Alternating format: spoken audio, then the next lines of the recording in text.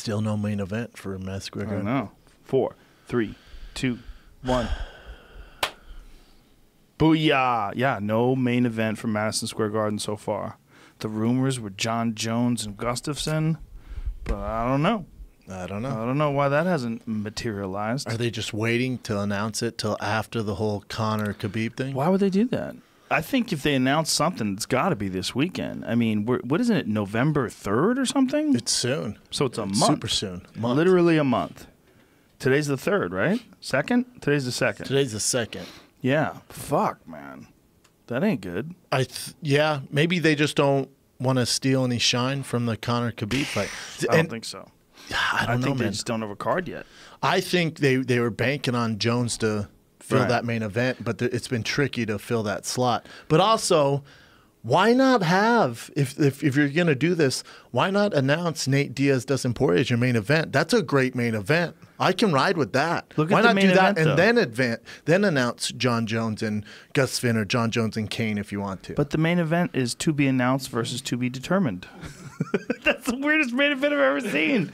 I've never seen a fucking pay-per-view a month out that says to be announced versus to be determined in the main event. Does that mean they have somebody booked and then they're not an opponent for him and they're not announcing it? Or is it just like decided to just be funny and write both versions? That's a very good point, Jamie. That's a good point, That's Jamie. a very good point. I would say they have no idea. I think you just nailed it. Maybe. I think they have a guy that they want to fight another guy. I'd heard, actually, I heard from you. Damn, bro. They were trying to do John Jones versus Kane. That was the rumor mill that I got. Little birdie told me. Yeah, that would be. I'm all over that. I would be all over that. be This all over card's that. actually better than this weekend's card. Stylebender's fighting Derek Brunson. That's a great fight. The sleeper. That's the sleeper on that card right there.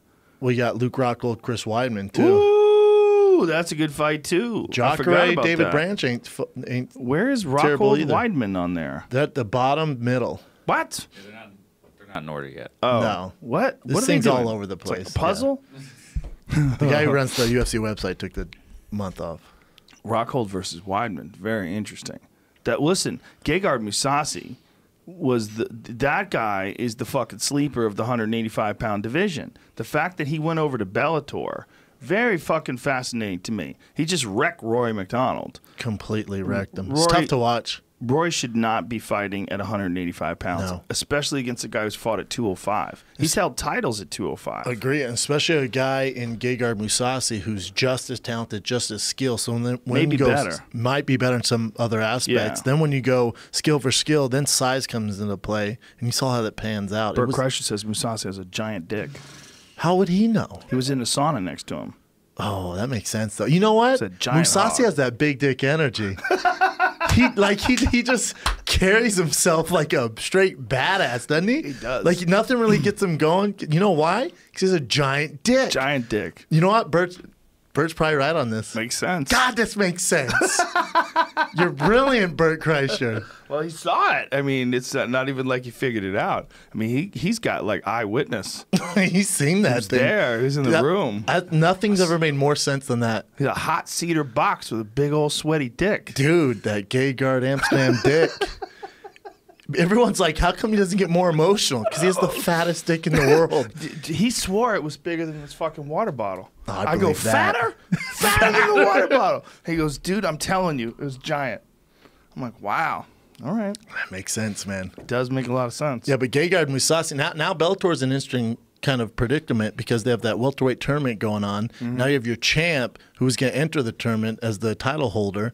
In the first round, supposed to fight John Fitch, who isn't an easy fight, but he's just coming off a loss and got destroyed. And also, it looks like he had some nose damage, which was his issue before. Yeah, his nose had been fucked up for a long time. And, you know, he decided to take a whole year off just to try to fix his nose, just to try to let it heal. That's serious. Yeah. Whole year off. I mean, think about it. That was like part of the delay in his initial fight in Bellator, was that he left the UFC.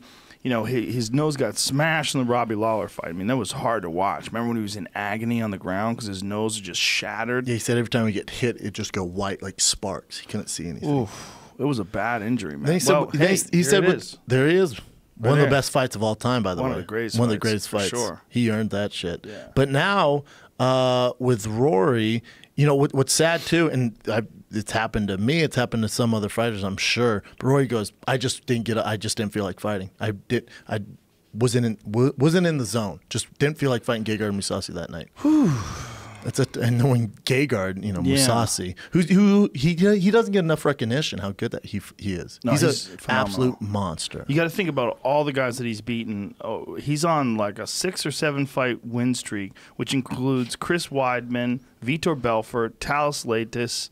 Who's the guy in Bellator, the former champion? Shlamenko? Yeah, I always call him. I won't call him Shevchenko. But that's fucked up. That's Right. the girl. That's but Shlamenko or something like that. Yeah. No, he's an absolute nightmare. He's a man. monster. Yeah. He's a monster. I'm surprised the UFC let him go. Now, when I say let him go, it just didn't match his contract, because Bellator probably offered more, and they're like, we're good. Yeah. The UFC could use him right now at They 185. certainly could. Yeah. Well, I mean, it's like they had Yoel Romero. They've got Robert Whittaker, who's the champ. They've got so much going on at 185. But Gegard might be the best. I mean, he's certainly in the running. If you looked at it objectively, it's entirely possible. If he's not number 1, he's number 2. Top 3 easily. Number 3, yeah. But also, I mean, you look at his fight, if him and Robert Whittaker were to fight, that's not an easy pick-em fight. No. Like, you'd be like, damn, that's a fucking fight. you might favor Gegard. You don't know. For how big and long he is in grappling. Listen, Robert Whittaker is a monster. He's phenomenal. My favorite he's 85er. phenomenal. But so is Mousasi. And Mousasi has a full game, man. His ground game is phenomenal. And the biggest dick in the division. Giant dick. That has to be taken into consideration for all this. Might be Yoel's. I bet it's bigger. No way. I bet it's no, bigger. bro. He doesn't I carry bet that it's energy. bigger. He's too aggressive. What? Yeah, when you're that aggressive, you don't have that fat of There's a dick. no way he looks like that and doesn't have a big dick. I don't know, dude. You see, That Batman. kind of build? Batman the comic drew a dick, and that's Batman. You know what I'm saying? Yeah, Batman has a dick now. The new comic, there's like this new kind of X-rated Batman they're coming out with, and they show Batman's dick.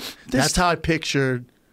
This isn't even Romero. This is nonsense. These are millennials. This is nonsense. These are fucking millennials that think they're going to rewrite history. They're making Iron Man a woman. They're crazy. Yeah, that's true. These people are out of their fucking mind. Captain America's now a woman. Yeah. Well, I'm just saying, man. Iron Man's probably gay. There's a weird revolution right now in comics because they're trying to sort of social justice warrior up all the comedy, all the comic books. What's going on? What are you laughing at? It is true. It is true. Hulk Hogan's. Look at this. DC Comics sorry for showing everyone Batman's penis. That's Yoel Romero, bro.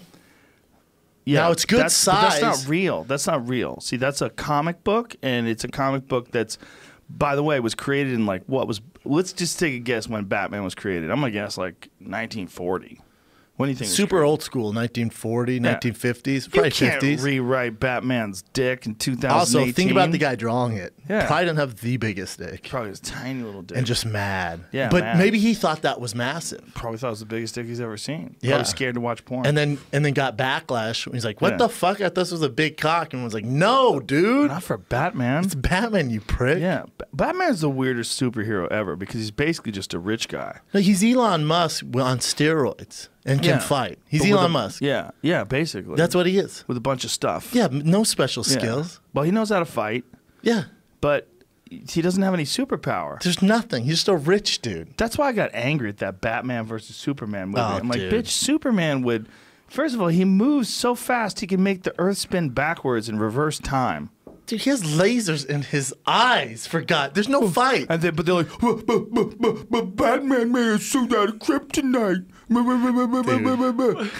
Superman would I don't know fuck how him he up got before it. he even got the suit on. Yeah, it's not even a fight. How's Lex Luthor a valiant adversary for him then? It's not. Okay, well, He just is bored. He's bored. Keeps that dude around like a side piece. He just wants to have some fun. Dude, He's like, let this guy pretend he's kicking my ass. Venom drops this weekend. Yeah, Tom Hardy. You know what? Maybe I'm just a Debbie Downer, but I don't know. It looks all right to me. And I love Tom Hardy too. What Venom is like an evil Spider-Man? Like, what is that? He's like Spider-Man's alien. It's an alien? Yeah, it's an alien element that grabs someone's it's body. the alien that merges with his body. Yeah, and he's evil. I don't know. Fucking dude. kids today. I know, man. I know. I mean, I guess it's better than remaking the Hulk for the 98th time. I'll take it. I mean, how many Spider-Mans are there now? There's like 80 Spider-Mans. Whenever Spider-Man starts making some money, they go like, nah, playa. We need a new one, bro. We got a new one. Tobey Maguire's my Spider-Man. Yeah. If your Spider-Man's anyone else, fuck you. Yeah, fuck you. Yeah. That's the real Spider-Man. Hell yeah. It's like they keep they had 2 new ones since him, right? What isn't it been 2? One guy that never even got any traction. Tom Holland. Who the fuck's Tom Holland? Sorry, Tom. They wanted to I'm sure you're wonderful. They wanted to make Donald Glover Spider-Man. I think he's the voice in this cartoon they just announced today. This comes out this... Into the Spider-Verse gets stunning new trailer ahead of New York Comic-Con. This comes out. I was talking to Chris Pratt about Comic-Con. What'd he say? You know, because he's got to go there for Guardians of the Galaxy. Oh, dude, he's probably like, what the fuck? He's like, he goes, I'm in the middle of this place, and I just said to myself, I don't belong here. Yeah, yeah. I don't belong here. It's a different vibe. He is the nicest guy. He goes to a bunch of UFC events, yeah? Yeah, he's been to one. There's only one. Is that where you talked to him at? Yeah. He came hunting with us in Utah. Oh, nice. Yeah. That's He's cool. the fucking nicest guy. Like, so normal around everybody. Good hunter? Yeah, real good. Good archer. Yeah. People forget he started off as a comedian actor. Like he was he was like the funny guy. What was that show he was on? The Office? Parks and Rec. Parks and Rec, yeah. He was like the funny guy. He was pudgy Yeah. back then. Now he's all jacked. Isn't it weird? Someone was like, dude, you're going to be the next action hero. He's like, what? Here's a boatload of steroids. Do that. I don't even think it was that. I think he just lost the weight, and everybody went, oh, you know, he was a wrestler in high school and college. Was he really? Yeah. In college? Yeah. Damn. Yeah. Good wrestler. He took. I can't. You know, tell I saw him wrestling with Nogueira. Yeah. He actually looked pretty good. He was wrestling with Nogueira? Yeah, there's a video of him wrestling the playing Nogueira around? brothers. Yeah, and I was like, damn, that dude knows what he's doing. Oh, he I knows had how to no wrestle. idea he was a, wrestling in high He school. bought a farm in like outside of Seattle, and raises animals, and actually has like a farm, like a real. I think the way they call just like very humane, ethical treatment of the animals. Like the animals are all like super adjusted to human beings, and then when they whack them, they just take them into a room and put one in their brain. And he does it, or this is just his Yeah, crib? it's him and Nogueira. Yeah, look at this. But I had no idea. I just thought he was a normal actor. Like No, most man. time when you watch actors, like look at this bullshit. Yeah, no, but he you knows look at how his to wrestle. setup, everything. Yeah. Yeah, no, he knows how to wrestle. He wrestled in college and in high school. Well, if he's feeling frisky, the UFC's looking for fighters these days. I don't know what he's looking to Good do. luck paying that guy. That guy's making $20 million a movie. How the fuck are you going to pay him for that? We'll figure it out. That's Star-Lord, bro. I know. Come up with your own whiskey, bro. Who's someone else besides Star-Lord, too? What else? What other movies does he do? He's Garnet Galaxy. Jurassic Park. That's Oh, right. dude. Jurassic Park 2. He's the dinosaur Come on, wrangler, man. bro. He's the dinosaur wrangler in Jurassic Park. He and speaks he's to the Star-Lord. Raptors. Raptors. Yeah. And here's the thing. He came in, like, there was already Jurassic Park before.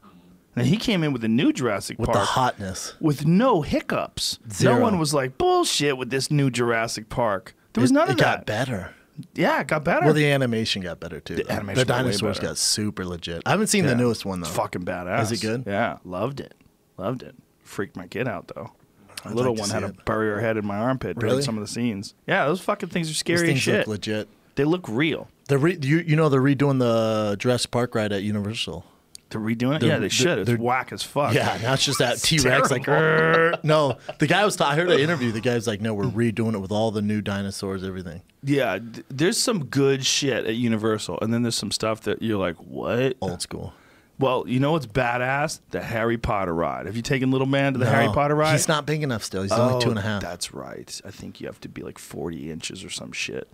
But the Jurassic Park ride is whack. You know what's great? The Simpsons. Simpsons is dope. I've done Simpsons. Hilarious. Simpsons great. That's a great ride. Dude, as a grown-ass man, I got a babysitter for my kid, and me and my girl went to Six Flags. Oh, dude, Six Flags is badass. So much fun. You know what's surprisingly good? Knott's Berry Farms. It's very old school, a little vintage. Some of the fucking rides are amazing. To me, they're When did you go? a little suspect. Like a year ago, like the Suspect like they might break. Yeah, like the wood roller coaster. I'm like, really? Go on that one. And it's like rattling. You're like, when's the last time someone checked this goddamn I thing? didn't go on that one, but I went on one where you're sitting in your seat like this, right? And then you go like this. Clink. You go straight up. Yeah. So your back, like if you fell, you would fall right on your back. Oh, it's over. And then you get to the top and you pause and then they turn you like this, and then it's That's pretty fun. That's pretty fun. It was the best roller coasters I've ever been on. Knott's is I have skeptical hippo eyes because when you get there, their whole theme is Charlie Brown. It's like, who the fuck's watching Charlie Brown these days? Everyone else, there's Spider-Man, Marvel, you got Right. Disney with Mickey, they got Charlie Brown.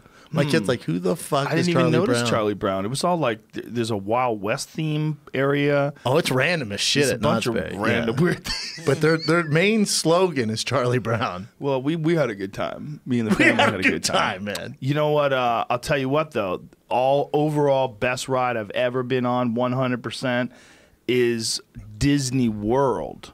Not the Jurassic Park, the Avatar ride. The Avatar Oh, wow. ride in Orlando. All right. It's called Flights of Passage, I think it is. Dude, beyond the greatest ride ever. It's all virtual reality. You climb into like a chair, like you're on a motorcycle that pushes against your back, and you settle into this thing, and then you put these goggles on, like this headset thing on, and you're in full virtual reality, and this is it. And this is the one where you're on the boat. There's 2 actual Avatar rides. This one's pretty dope too. That looks legit. That looks like Avatar World. Yeah, this one, that's pretty dope too. That one, you're on a boat like Pirates of the Caribbean. Yeah, this is it. I like the boats. The boat's pretty badass. But this one, you're flying in full virtual reality while you're riding on the back of one of those dragon things. I mean, I've seen better graphics, son, but No. You're just not This getting isn't doing it. No, Okay. when you're Film there. their screen and just Oh, put it on word. YouTube. Yeah. it And sounds if they nice, film though. their screen, they're not even filming their screen in 3D, right? No, so not he's at just all. using his cell phone. That's why it looks all blurry. Is the line long as shit? Long as shit. Yeah. And then while you're doing it, like you get breezes in your face and you sounds smell nice. things. It's fucking incredible, man. It feels real. It's the best ride I've ever been on, by far. Like I've been on some dope rides. That's numero uno with a bullet, By far. by far. Oh wow. Yeah, I did it 2 times in a row. Dude, I'm a sucker for I'm old school. I like the Haunted Mansion. Haunted Mansion's It's one of badass. the old school ones, man. And then they put in what is it? Nightmare Before Christmas? Yes. Big Jack. Yeah, right around I love Halloween it, man. time. Yeah. I love Halloween. Love it. Yeah. Have you taken him to Disneyland yet? Oh yeah. Yeah. Season pass. Oh, it's the shit, Sometimes I right? feel like he's getting spoiled because, when I'm working, my girl will take him and her friends and they go. He's going when he's not in school. He's in school now, but 2 times a week. You know To what I'm saying? Disneyland? Oh yeah, they go just to chill. The little pretty dude's crazy. screwed when he gets older. I know that is so crazy. spoiled. It was such a big deal when I was a kid. It was such a big deal. Didn't you go with Joey Diaz and Joey's family? Did you go with Joey? And No, Joey's that was family? Eddie. Oh, that's right. Eddie went. Yeah, that's got to be a trip. Yeah, Be fun. It's Disneyland when you have kids becomes a totally different thing. It's a special place. Yeah, I was like before I had kids, I was like, I'm not going to I fucking know. Disneyland. Like if I was 20 and someone said, "Hey man, you want to go to Disneyland?" I'd be like, "Why? What are we gonna do? We're gonna ride a roller coaster and wait for an hour and a half?" Split a funnel cake and suck Yeah. each other off. What's wrong with you, man? And those what are those fucking the ones, the brown sugar churros? Oh, dude, I love Those- a nice churro. God damn, those are hard to pass up. God the smell. Dude, when you you can't walk be on by a diet them, and go to Disneyland. It's hard. The almonds they have, the cinnamon almonds. They get you, They have bro. almonds? Oh yeah, roasted almonds. The churros do? No, not in the Oh, they churro, but do. like the The stands are all over machines, the place. yeah, they have like the candied almonds. No, they have one thing that's guilt free though. That big old turkey leg. That smoked That turkey thing leg. makes me feel sick when I see just these enormous people just chowing down, and then the meat's all pink in the middle for whatever reason. Well, it's smoked. Is everyone out of shape at Disneyland? They're It's a just weird not out of vibe. shape. They're ambulatory. Oh, dude. Yeah. There's more people that can't walk. They're just on scooters because they got so big, their body just stopped moving. God. Yeah. It's a strange vibe there. You can't be on a diet and go to amusement park. You got to accept that you're going to fuck off that day. For sure. That's a fuck off day. That's like, we're going to get some ice cream. I'm going to drink a regular soda. Ugh. Ugh. Dude, I'll tell you where else you can't be on a diet. Chicago. I was there a few weeks ago. I went, fuck it. Did you go to Illuminati's? I ate every pizza. And I apologized to every crowd beforehand. That is not a pizza. That is a goddamn casserole. It is a straight, it's a casserole. It's a lasagna. It's a pie. It's a pie. It's a pie. Yeah. Dude, I felt so sick after them. But it was so nice going down. I felt so sick. That's a weird sacrifice, right? You decide, I'm going to be sick for a few hours for just a few seconds of mouth pleasure. Yeah, and like again, I apologize to the crowds. I'm like, I shouldn't be doing this, man. This is this. It's like a fighter missing weight. Like it's such an asshole move. My face is all swollen from the sodium. Look at that. Oh, look at that. Which one was that? That was at the place where it's the famous place, the Grinder, the Grinder where it comes in a bowl, and it's where Grinder is a gay that's a dating gay app. site, yeah, but it's also a delicious pizza. Chicago pizza Grinder oven grinder. I wonder if they're bummed out that Grinder is all It's all mother sucking dicks and butt fucking. I know you thought you were gonna get a deep dish and a blowjob. Here's your deep dish, bitch. But it's that same place where Al Capone and his men staked out before they did the St. Valentine's Day massacre. Really? So it's like a historic place. Yeah. Oh, so it's old as fuck. 2-hour wait. Whoa. 2-hour wait. You waited 2 hours for food. 2-hour It's wait. a 2-hour wait. It's a 2-hour wait. Wow. I put my name and strolled around. Oh, good move. I know. You gotta do what you gotta do. Yeah. There's no freebies there. I don't give a fuck. Whew, that's a lot of food, man. They don't fuck around. People get cold. That's the thing. If you live in a place where people get cold, like Boston or Chicago, people get thick. Do you think this? Yeah. They it's get tough. thick. It's tough to work out in the cold, man. No, well, not just that. It insulates you. Oh, that makes sense. If you want to live in a You place don't want to like, be shredded. you don't want to be shredded near that water. I know. The wind comes off that lake. Oh, Makes sense. You ever been to Chicago in January? Yes. Woo! Miserable. Cold as fuck. Not my cup of tea. It's a great place to perform, though. Yeah. Love Audiences Chicago. are amazing. Amazing. They're just fun. They're fun people. You know what they are? They're a unique combination of like the Midwest and a giant city.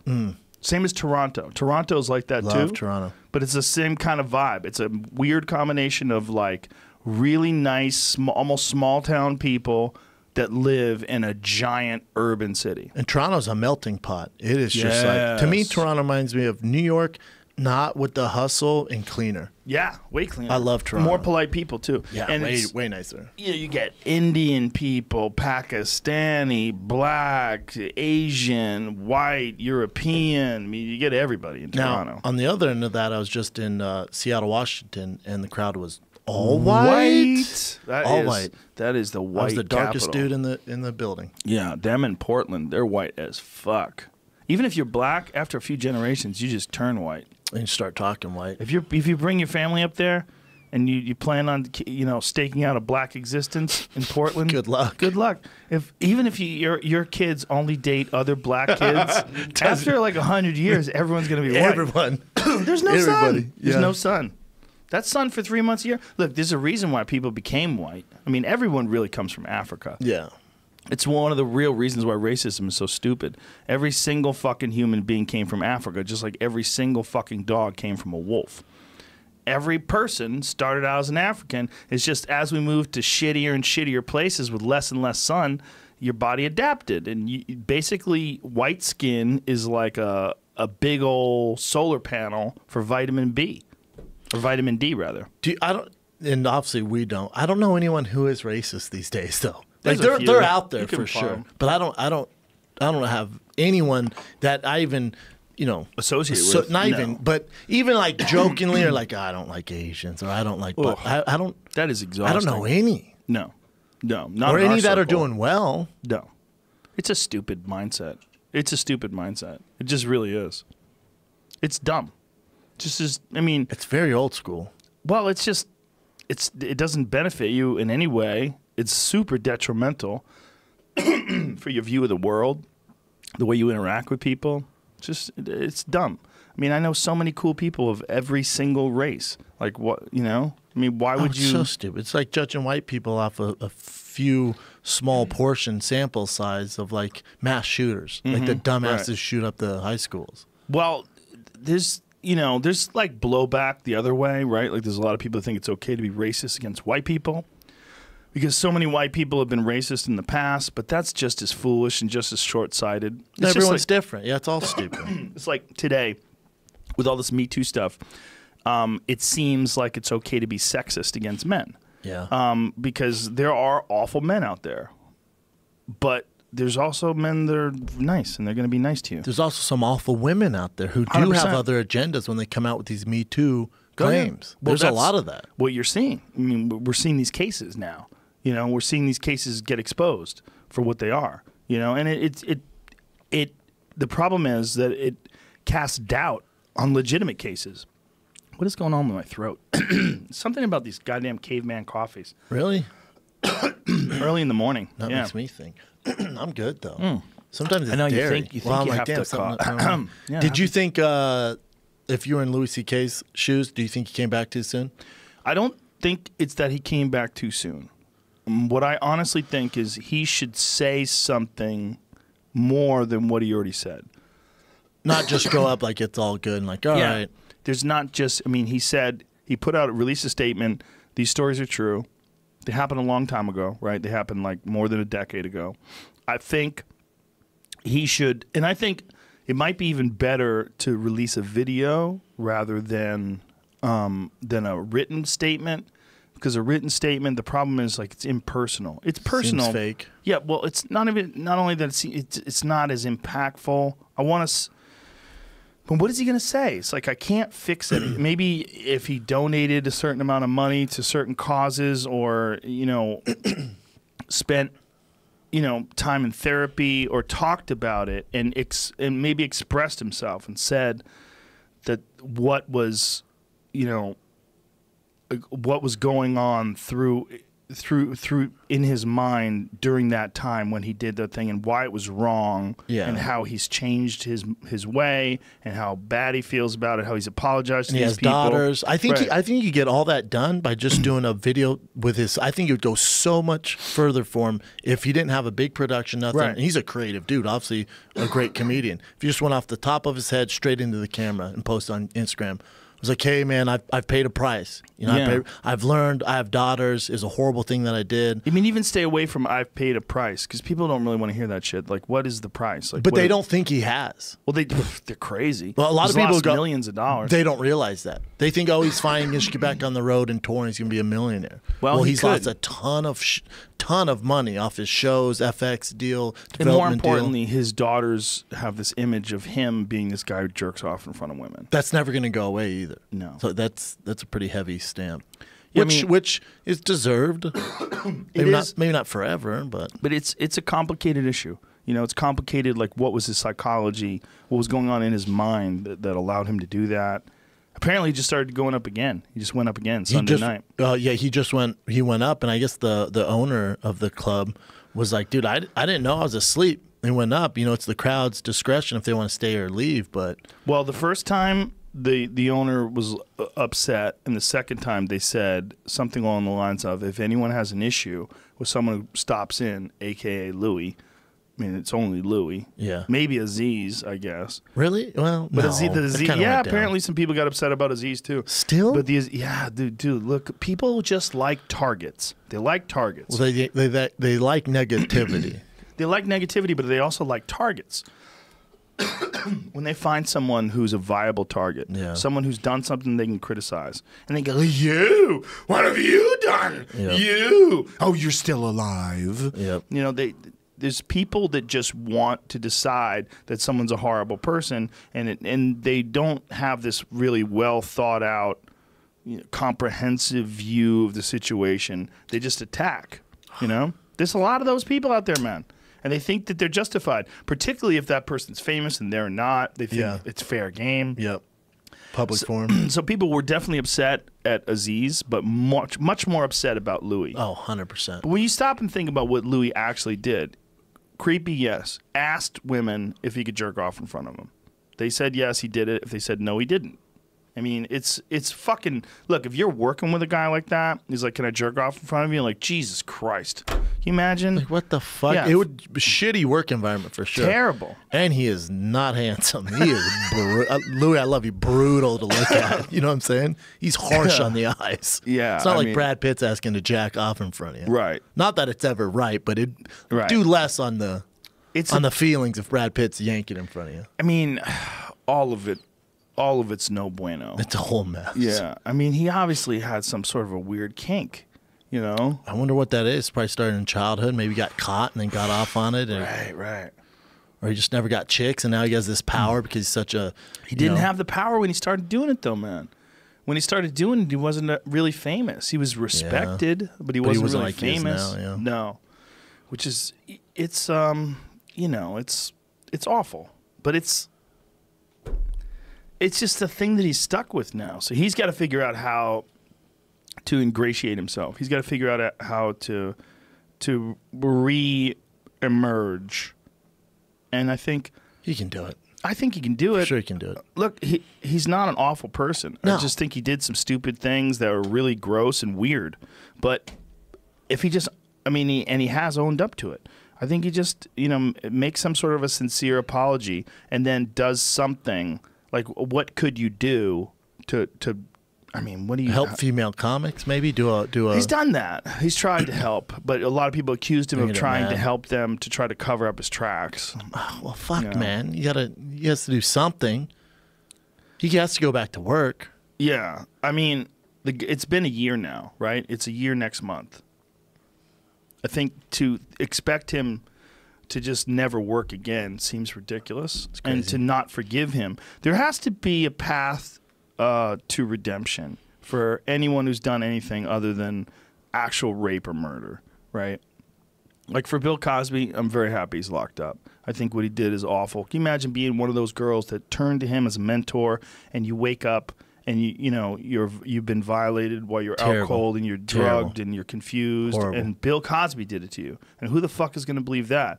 His image is, that's the thing about Louis, right? Like, Louis's image was like, he's a pervert. He's a weirdo. He's always talking about jerking off. Like, when you found out Louis C.K. asked girls if he could jerk off in front of them and then did it, it's like not the most surprising thing. No. But with Bill Cosby, here's a guy who is, and I'm not comparing the acts at all, but I'm just saying as far as like famous people who've done something that, you know, became a scandal. With Bill Cosby, he was this moral guy. He was this like ethics guy, and he wore sweaters. America's dad. He was America's dad. And to find out that guy was drugging and raping women. He's in fucking jail right now, which is crazy, right? He's going to die, I give it, over under a week? Do you think That's so? the way it goes with those old dudes. Really? Yeah. He's 81. His eyes are so crazy. He can't see. I think the one's good, but the left one's all over the goddamn place. Which one is the one? I thought the right one was whacked. I think it's this one, but it is fucking. Yeah, it's looking the wrong central. way. Yeah, it's like it's going on its own way. Yeah, that's what you get, man. He's gonna die any day now. I think a path to redemption or a path to retribution would be good. A path to forgiveness.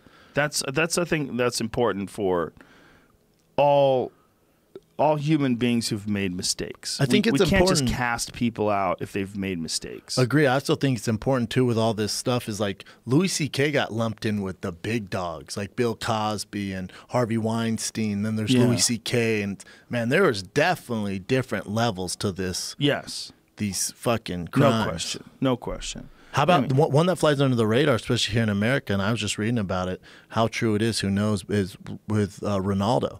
Who, you know, in soccer, ask your boy Ian Edwards. I mean, there's he's a superstar. Superstar. It would be like it'd basically be like Conor McGregor getting caught doing something in our world. You know, like it's a big deal. Right? This is a new one. Yeah, this girl. You know, she said he kept telling him no, and then he anally raped her, and then paid her $375,000 to keep quiet. Now she's coming back out. But who knows? Human beings, we're capable of such amazing things and such fucking awful things. You might have to look that up, Jamie. I might have been dreaming. No, I think you're right about that. My brother told me about it. He's usually on it. That's what I just read in the New York Post. Yeah, we should probably go back to fights, right? Ronaldo likes that booty. Yeah, we should go back to fights. Literally. Sorry, I don't know how we get done. Dude, how excited are you about your special being dropped today? Nervous at all? I was nervous before, yeah. Are you nervous about it? Yeah, because man, it's a body of work you've been doing forever. Cared about it. I worked on it for 2 fucking years, you know? And you edited it yourself? Reviews are awesome. Came out great. I heard it's great. I'm excited. You know, it's the best. I think the best one I've ever done. I really do. I think the last one, I think Triggered was the best one, and I think this one's better than that. That's how it should go, right? Yeah, I mean, that's how it should go. Just keep working, keep trying to refine it, and keep raise my standards. I learned some stuff. Still, out of all these years doing stand-up, I'm still learning. I learned some stuff in the editing process. Really? Yeah, well, I learned some stuff just watching. I think I listen to recordings all the time, but I think I'm going to step my game up now. And after talking to Bert Kreischer yesterday, Bert, he records audio and he also records video. And I think I'm going to start recording video of all my shows too now. It's tough. Oh, well, yeah, because when you're doing these giant theaters, so there's not video. Because like when I was at Parlor, wherever I go, they usually have video capability, so I get all the video. That's nice. Always get the video. Well, the Ice House can do that for me. That's true. And I could definitely get someone to do that for me at the store. But I just think it's critical to see the way you move as well as hear. Like, you got to analyze all that shit and try to figure out what you got to be natural and in the moment, but you also got to analyze all the particulars and find out like what. Like, I would watch like 2 or 3 different sets because I filmed 4 shows, and I was like, why didn't I do that in the second show? Yeah. Like the way I did it there, that's the way to do it. Yep. But I did it differently in this other show. I think the shitty part is watching yourself and listening to yourself. It takes a real type of asshole to do that. Right? It's the worst. It takes a real type of asshole to like it. Oh, dude, and just like, oh, that was good. Yeah. And it's you. Well, it's pretty good. Have you ever been over someone's house and they make you watch something that they did? Dude, this quarterback, Vinny Testaverde, he was a first-round draft pick. He played forever. We went to his house, and he made me watch the recap of his last football season, No. a 2-hour NFL Films recap of the Baltimore Ravens, and it was a nightmare. He made all of us watch sit a there and recap? dude, it was so boring. Shut the fuck I up. promise. I want to put a fucking bullet through my head. Come on. But out of the respect of Vinny Testaverde, and he beat my ass in basketball before that, I stayed there and watched it. Who does that though? I heard about a dude who he had a party over his house, and then when the people were over there, he made them listen to him sing a song. Is it Brian Callen? Nope. Just kidding. Some other guy. No, I know who you're talking about because I think I was there. He played music and sang and was serious. During the middle of the Super Bowl, sir. Put the Super Bowl on pause, and his band struck up a fucking song. I looked around and went, is everyone a terrorist here? What the fuck is happening? Why is the game paused? I'm from Denver, Colorado. Oh my if you don't put that goddamn drumstick down, I'm gonna flip the fuck out. That was the most Hollywood thing I've ever seen in my life. I went, well, I feel sick and I'm gonna leave now. I feel very sick. In the middle of the fucking game, man. My Broncos were playing too. Oh, dude. People are so strange, man. I'm like, what the fuck? That's the most Hollywood thing I've ever seen in my life. Where I felt sick. Yeah, I've seen many of those. I was over someone's house once, and this guy ran outside to his car to get a video to get us to watch a music video that he did, which was one of the worst songs I've ever heard in my life. People are great. And it was a music video, and it was a music video that looked like it was made for about $3. Oh, God. And it was just like, what the fuck? And he's like singing all sincere in this music video, and we're all sitting around like we have to watch. Like, what the It's fuck? torture. Just compressing my chest in a vice. I'm like, I can't breathe. But you've never seen comics like play their hour special when they've had people over. I haven't seen that yet, but I'm sure it's happening. That's happening right now as we speak. Right now, there's a guy who's like, come on, everybody sit down, sit down. It's time for my special. Come on, everyone get around. Yeah, all right, yeah. All right, we should probably talk fighting, though. What are you laughing at?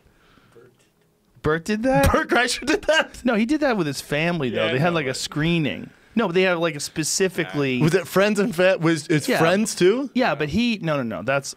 I hear you. But this is a different thing. Like, he invited them to a screening of his special, where that was the purpose. It wasn't like he threw it on in the middle of a party. Oh, yeah, Everybody okay. sit Yeah, down, not like sit that, down. yeah. It's time to watch my special. Yeah, like, it's a little weird. Bert, I'm enjoying the music, and I got pizza here. That's a little different. Yeah, it's Yeah, not like different. that, yeah. No, it was a screening, and his agents were there, and his managers were there, and people that worked at his... Do you have family come to your shooting your specials? No. Me neither. No. I don't like them at the shows. No.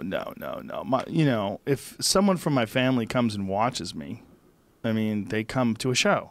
Yeah, You but they're know? not coming to the shooting of your And I don't ever special. ask them to.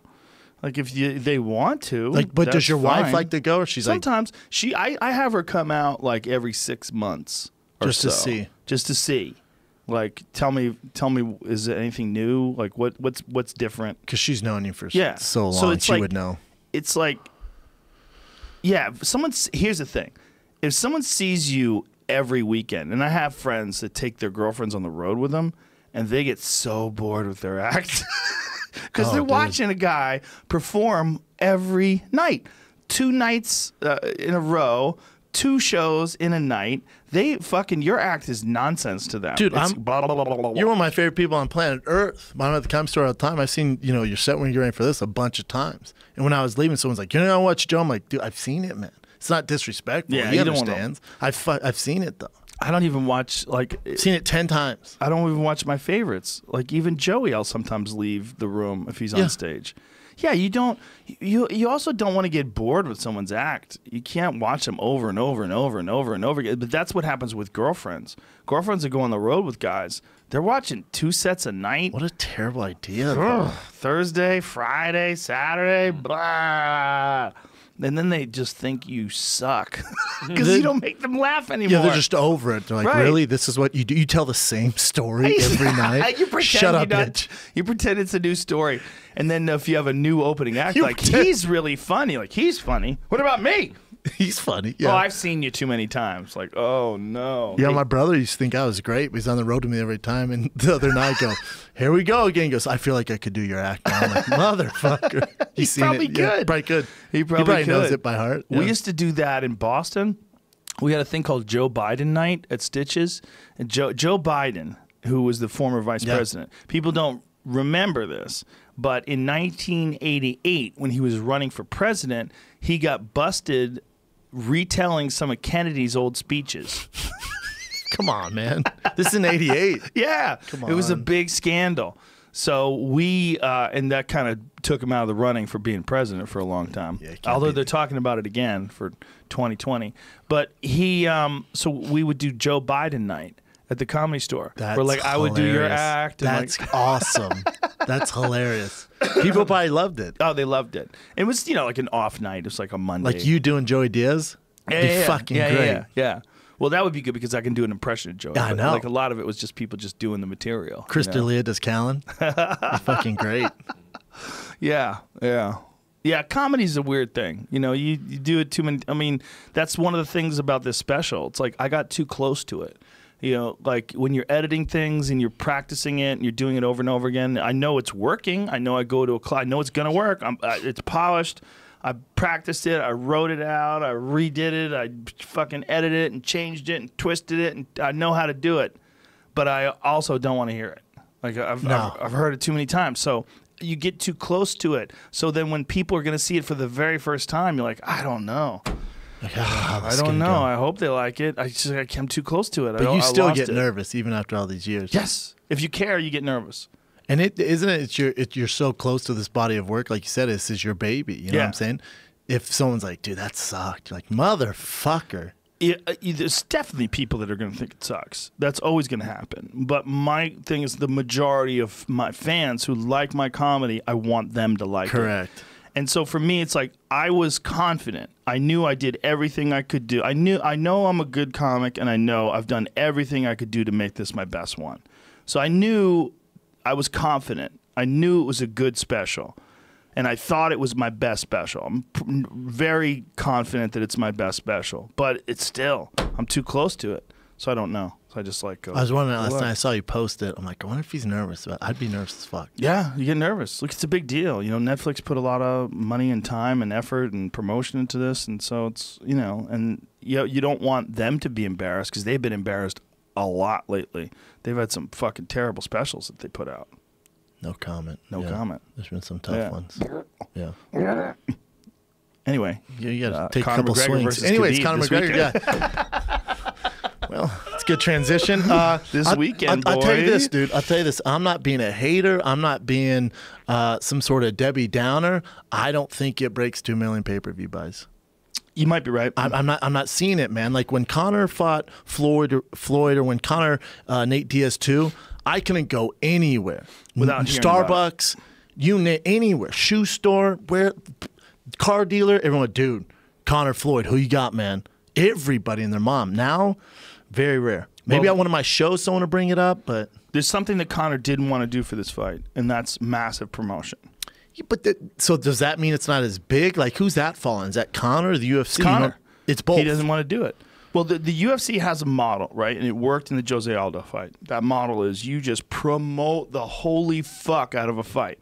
You travel the world. You promote the shit out of it. You scream at each other at press conferences. You do all that stuff for months and months and months, and those things sell like crazy. If it's Conor McGregor. If it's Conor McGregor. So Well, who have they ever done it with besides Conor McGregor like that? no one really sells like that. They, a little bit with Ronda, I guess, but she didn't have the same kind of chops as Conor. So Conor's the only one, but I don't know. Maybe it's because he had a layoff. Maybe it's after the Floyd thing. I think it does well. I don't think it breaks Conor versus Nate too. Well, I don't think it breaks 1.6 million. What I think happened was Conor made $100 million, and he was like, "Yeah, I'm just gonna train." You know what I think? I think there's that, and it also goes, that took so much energy to do all that, and everyone knows me as that guy. I have the toughest fight of my life coming up.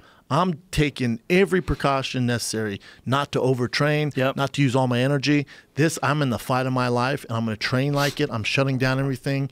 You can post the fucking me throwing the dolly through the window 1,000 times. I'll do the press conference on Thursday. Other than that, man, I have got to get ready for the fight of my life. That's the way I'm looking at it. I think you're right, and I think this is the fight of his life. I think stylistically, it's a nightmare matchup. I think it's a nightmare matchup for both of them. I think anyone who goes, oh, Conor, he can't wrestle, he can't do this, he's just going to get taken down and pounded out. You're so off, it's not even funny. You don't know the game, man. He absolutely is capable of stuffing a takedown or two in the early going. That's what's up. Because in the early going, he's got that stinger of a left hand. His movement, his footwork. His footwork, and Khabib is going to know that coming in. He's going to be a little hesitant. He's not going to walk towards him like Edson Barboza did, or he did in the Edson Barboza fight. You can't. Because Barboza is mostly kicks. Barboza throws a lot of kicks, a lot of Thai-style kicks, and Khabib just put a tremendous amount of pressure on him and then got a hold of him. But Conor's going to crack him with hands, and his footwork is way better. Yes. He's just way better at moving in and moving out. I think when people go, it's either Conor starches him and gets the KO, or Khabib just takes him down for 5 rounds and pounds him out.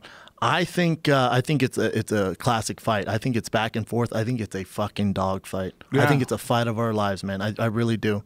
I think you're probably right. I think you're getting a fucking great fight from two guys where there's more on the line than just win or lose. I think with Khabib and what he represents, and talking to his team captain, Josh Thompson, he goes, Khabib's going to retire after this. Really? He wants to beat Conor and retire.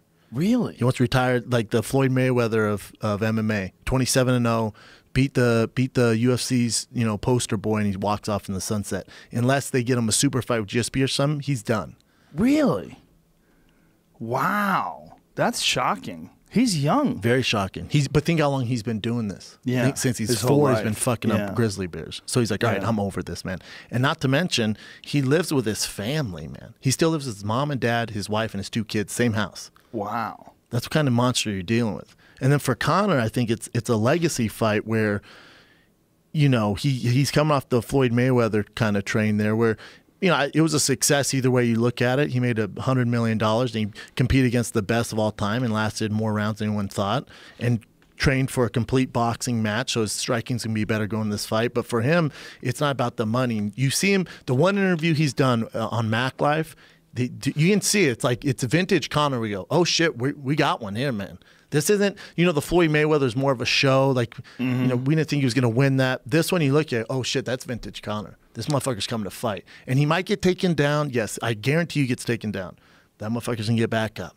He's going to get up. He's going to keep getting up, and Khabib's going to keep coming. And we got a dog fight, man. I think both guys are going to be fucked up after this fight, and it's going to be a classic. It could be. Or fast forward, fucking Khabib gets starched in 7 seconds. It People could are be that, playing too. this on a loop. Just playing this on a loop. Look, Khabib's got to get through the fire. He's got to get through the fire in the early going. He's got to close that distance, and he's got to do it with precision without letting his nerves affect him, right? I mean, he's got all the shit talking Conor's done to him. He's seen him rattled at the press conference. He's rattled. When you start talking about his dad, he's rattled. And I think we've also never seen Khabib fight with high stakes. Right. Like when he fought Al Iaquinta, that wasn't high stakes. Al's an amazing fighter, but that's not the same as fighting Conor McGregor. Right. When he's fighting Edson Barboza, that's not high stakes. When you're fighting Conor McGregor, Conor takes all the chips on that poker table, puts it all in the middle, goes, I'm all in. You have to be all in. I do well under these circumstances. How do you respond?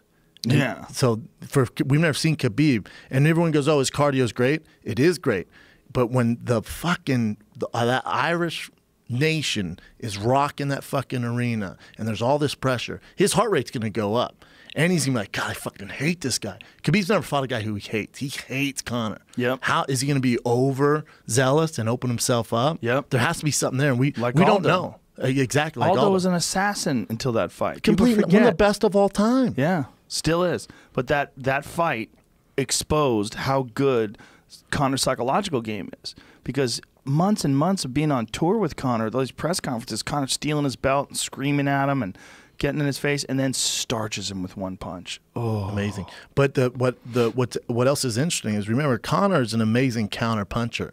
Well, to be an amazing counter puncher, you need a guy to punch at you. Mm-hmm. Khabib's not going to punch at him. right. Unless it becomes an ego thing like you did with Al or Edson Barboza, where you just walk him down, there's no respect. He might throw some punches, so it's going to be interesting for Conor to find those angles when a guy's not playing the game.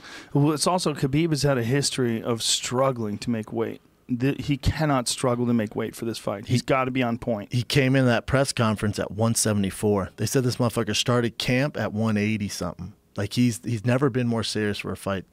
Which, for people listening, if you're saying, like, well, Buddy fights at 155, he used to weigh 200. 200, yeah. Yeah, and then get down to 155, and it was not good.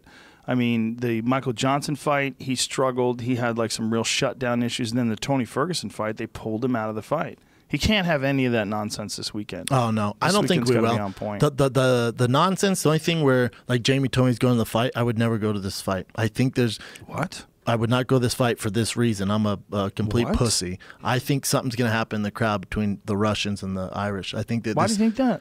just the animosity between the two. They hate each other so bad. If this fight happens for Conor, you're going to have upset Russians. If it happens for Khabib, you're going to have upset fucking Irish. I think it's gotten bigger than just a UFC fight. Really? I do, man. So you don't- It's so hostile. You think you wouldn't go to this fight because the potential the violence breaks out? Correct. I also don't like going to UFC Wow. fights. I also don't like going to UFC fights. Why but don't you like it? Because you used to fight? yeah, it's just stressful for me. It's just super stressful for Do me. you feel like you're going to fight again when you're Yeah, there? I get the nerves, and I'm just like, oh God. I go complete opposite of that now. I try to get more relaxed. When I'm doing stand-ups, I go. Right. I don't want to be in that scared mode anymore. Yeah, that's interesting. My heart rate, I'm just sweating the whole time. I'm just like around, like sweating. I look like shit. Pull up that card. Let me see the rest of the card. Dude, if you're Tony Ferguson, it's like, oh yeah, and Tony's fighting. Right. I know, and he's fighting Pettis. It's not an easy fight for a comeback fight for Tony. I mean, I'm just amazed that he's able to fight again so quickly after knee surgery. You know what's interesting to me is I asked Josh Thompson, who knows Khabib, and obviously you can talk to DC about it, but I go, dude, Tony's back. Like, if Khabib were to win, he'd fight Tony, right? And he goes, no interest. That fight does nothing to him mentally. He just doesn't care about it. I'm like, Khabib just doesn't care. yeah, he's like, not with Tony. So he really just wants to fight Conor and then get out. Get out. Wants or to fight GSP. beat from Josh Thompson's mouth, from Khabib. He wants to beat the UFC's poster boy, Dana's poster boy, and walk the fuck out. Unless they give him a super fight. Who the fuck has ever been 26-0 as a champion? Now, I think that's the only one. Yeah, but 26-0 for sure. He's fucking. Who else has been an undefeated champion? Undefeated champion? Well, John Jones. Connor was but undefeated. John Jones, well, did no, he fight didn't. Matt Hamill before he won the Yeah, title? he fought Matt Hamill on the Ultimate That's Fighter. Roy Nelson, Brendan Schaub. No, it wasn't the Ultimate Fighter. Yeah, it was the Ultimate Fighter finale. Because I fought Roy Nelson, John Jones fought Matt Hamill. Right, not on the Ultimate Fighter. No, you know when they do the finale. Yeah. That's a bullshit loss, though. Oh my God, you got a loss from whooping a dude's ass so he bad. They're like, smashed you know what? As far as undefeated champions, Who? I don't think there's one. Henan Brow. Oh, he won, but he lost his first fight. Yeah. Renan Barão lost his But he was first ever undefeated, UFC right? fight. Oh, no. He was like, he had like 30 wins in a row or some shit, Right. but had a weird loss back in Brazil. Yeah, he lost his first MMA fight, rather. Ronda. Yeah, Ronda. Ronda was undefeated. Undefeated. Yep. Yeah. Yeah, Ronda's only 2 losses were the 2 title fights between Holly and Amanda. Let's see. What do you got there, Jamie? What are you pulling up? List of undefeated MMA champions. Ben Askren hanging around. Yeah, Ben Askren's Brian for Ortega. sure one of them. But Ben Askren, to me, and I've had him on the podcast. I've said this 100 I know, times. I love the guy. He's my Brian Ortega. But Brian Ortega isn't really a champion. Well, these aren't champions, are they? These just undefeated MMA fighters. Yeah. Oh, sorry, yeah. Yeah. These Yeah. aren't champions. Ben's the one guy who I'd love to see come out of retirement and fight Khabib. He's the one guy that's my biggest disappointment that guy never fought in the UFC. It's a fucking shame. But the thing is, like, Khabib wouldn't fight. I'm like, nobody knows who he is outside of the hardcore guys like No, you why or would you fight myself. him? Why would you fight him? And maybe lose? Maybe get out wrestled. Here's the only, if you're going to say something about Khabib, he's 27-0. He really, when you look at the body of work from Conor compared to Khabib, it's not even close. The wins that Conor has are remarkable. Yes. You look at the Max Holloway, Chad Mendes, Jose Aldo. What he did to Eddie Alvarez. I mean, ridiculous. That was ridiculous. Ridiculous. Yeah. Then Nate Diaz win, Nate Diaz lost. Like, you just look at the caliber of opponents that he's faced from a very young age. It's a nightmare. Then you look at Khabib. He's 27-0. His biggest win's probably Barboza. Dos Anjos when he was a little weathered, but Yeah. you know.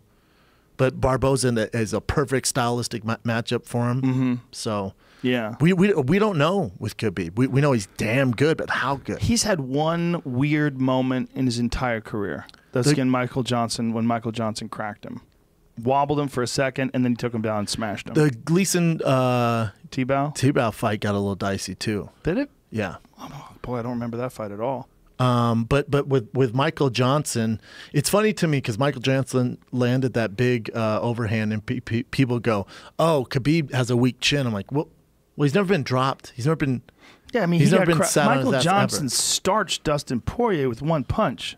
Don't forget about that. Michael Johnson can fucking punch. Yeah, he's explosive as shit. Yeah, I mean, he caught Khabib, and Khabib got rocked for a second, and then weathered the storm, took him down, smashed him. It was a total dominant performance. Yeah, if you look at his performance, like you look at his resume, Pat Healy was a tough fighter. That showed. Abel Trujillo, he smashed Abel Trujillo. Remember Abel? He took down more times than anyone inside that octagon. 21 times, I think. And he was a college wrestler. Mm-hmm. And a strong guy, too. Yeah. Abel's strong as shit. And that's Gleason T-Bow. When is that? 2012? That's the juicy Yeah, T-Bow. the real big fight was the Barboza fight. And then Al Iaquinta was, I mean, as last minute gets. And he still went 5 whole rounds with Iaquinta, which was interesting for a lot of people. Like, I talked to Eddie Alvarez after that fight, and he was like, very interesting. I love very Eddie. Interesting. Yeah, I was like, you saw a lot of things in that fight, huh? And he was like, yeah. He's like, once the fight got into the later rounds and he's still standing up with guys, you're like, whoa, all right. It's so interesting to me because when you talk to anyone from AK, obviously they're super pro Khabib, but they're like, dude, this isn't even a fight. Like this, this is one of Khabib's easier fights. He's definitely had way tougher matchups. I'm like, you're crazy, man. They're like, you should see Khabib go against Ed Ruth, who's an All-American Penn State wrestler. Like, he fucks him up. He takes him down. I'm like, what? But that's, that's wrestling. That's that wrestling, that dance, that rhythm. Conor's not on that rhythm. No. You're talking about a different animal. You're talking about a guy who is one of the best fencers in the game, meaning can like jump in with one shot and put you out. And he can do it moving back. He can do it moving forward. He can time you, and he'll be very calm in there. You will get the very best Conor McGregor. He's also no slouch on the ground. People think he's just going to get taken down and like get crucifixed right away. You're out your goddamn mind. Yeah. The guy trains with Dylan Dennis. He's brought in these Dagestani wrestlers. Like, he's training with the lead of the lead. He's what Khabib's going to do. Yeah. It's way easier to train for Khabib than it is Conor. The dark horse fight on the card is Derek Lewis and Volkov. That's a great fight. Alexander Volkov might be the best heavyweight on the planet. What's he won his last 6-fight winning streak? He's a guy who's flying under the radar. He's giant, too. His last fight, he knocked out Verdum. People forget. Yeah. Isn't he like 6'8" or some shit? 6'8", yeah, 6'8". Giant, tall, long dude who did real well in Bellator. World champion Bellator. Yep. And he has massive experience. And you see him in that fight with Verdum. He fucked Verdum up. I know, man. He's a problem. Interesting, Verdum just released a statement saying that USADA asked him to snitch. I know. What's going on with the snitching stuff? I don't know. They offered him more lenient sentence if he was willing to snitch, and he goes, "Fuck you." I love Verdum. And John, that too. and then I guess John was like, "Cool." I don't know if John. I don't either. But that's what they're saying. I don't didn't hear either. that John snitched. Did you hear John snitched? That's what the statement says. But John's manager says that he didn't snitch. What statement from who? The statement from. Come on, bro. His manager. You just give a skeptical hippo face, dude. But no, I'm not saying John did. Let's be very clear. All I'm saying is he came out with that statement, and then Malky goes, "He didn't snitch," and then everybody's like, "Wait, what?" Nowitzki was like, "No, you said you were going to give us some info to help us out down the road with other people." So I don't. What? Yeah, the USADA had to release an official statement. Went, hold on. Wait a minute. Because Malky came out and was like, "No, we never agreed to say we're going to snitch." And then USADA's like, well, no. Remember the contract you signed? Here's this section of the contract. They said they would help them out in the future with other people. I mean, but bring it up, Jamie. Before I'm just John Jones, world champion, walking around wearing a wire. Hey guys, my creatine just ain't working. God, anyone else just exhausted today? You guys are just so ripped. You got What's your anything? secret? You got anything, bro? Why are you in a full hoodie and sweatsuit in the sauna? Yeah, I don't. I'm going to go out on a limb here. I don't think that John cheated. I don't. You don't think he cheated? No, I don't know. I don't. I don't know. It's very murky waters. I might be wrong. I don't think he cheated. I think he took something that was tainted. I think that's why they're only giving him a year off. And I think, look, I'd said it on the podcast. You don't have any before. skeptical hippo eyes about how it's shortened sentence, it's ready to go right around New York, right around the CSPN deal? This is the explanation sort of right here. Malky says there was none, but I keep saying that and everybody keeps running with it. Substantial assistance doesn't necessarily mean it has to be on somebody else. It could have been on himself. What? So go up to the part that USADA said. Right here. That's what USADA released, that statement. USADA said there are two avenues, blah, blah, blah. Anti-doping policy allow for reduction of sanctions. One, an individual can get a sanction reduction if he or she provides information that results in USADA or another anti-doping agency bringing forward an anti-doping policy violation against other athletes or support personnel. And or two, a reduction can be given if the information results in a criminal or disciplinary body bringing forward a criminal offense against individuals. Importantly, if the athlete or support personnel fails to continue to cooperate and provide credible substantial assistance, USADA will reinstate the original sanction. That's snitching. Where I come from, but I don't know. Now, I don't think John snitched on anyone to get a shorter sentence. We'll find out if Jackson guys are popping left and right all of a sudden, but I don't think John did that. I think that's just in there, maybe. Or if, I don't know. We do not know it, and I like to give John Jones the benefit of the doubt. And I will say this. If I'm a UFC fighter, I am hiring Malky to be my goddamn manager because what he's done with John, what he did with frickin' all his guys, what he did with your boy Yoel Romero, he goes to bat for them. No one else is fucking with the golden snitch like Malky does. Yeah. And everyone else kind of just goes, fuck, we got busted, man.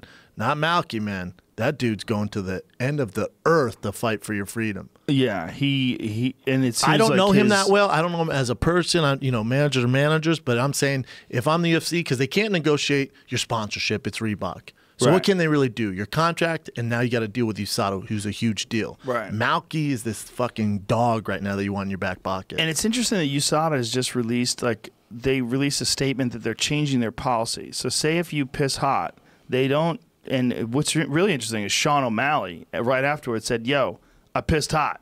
He said they don't want to announce that people pissed hot. He goes, I pissed hot.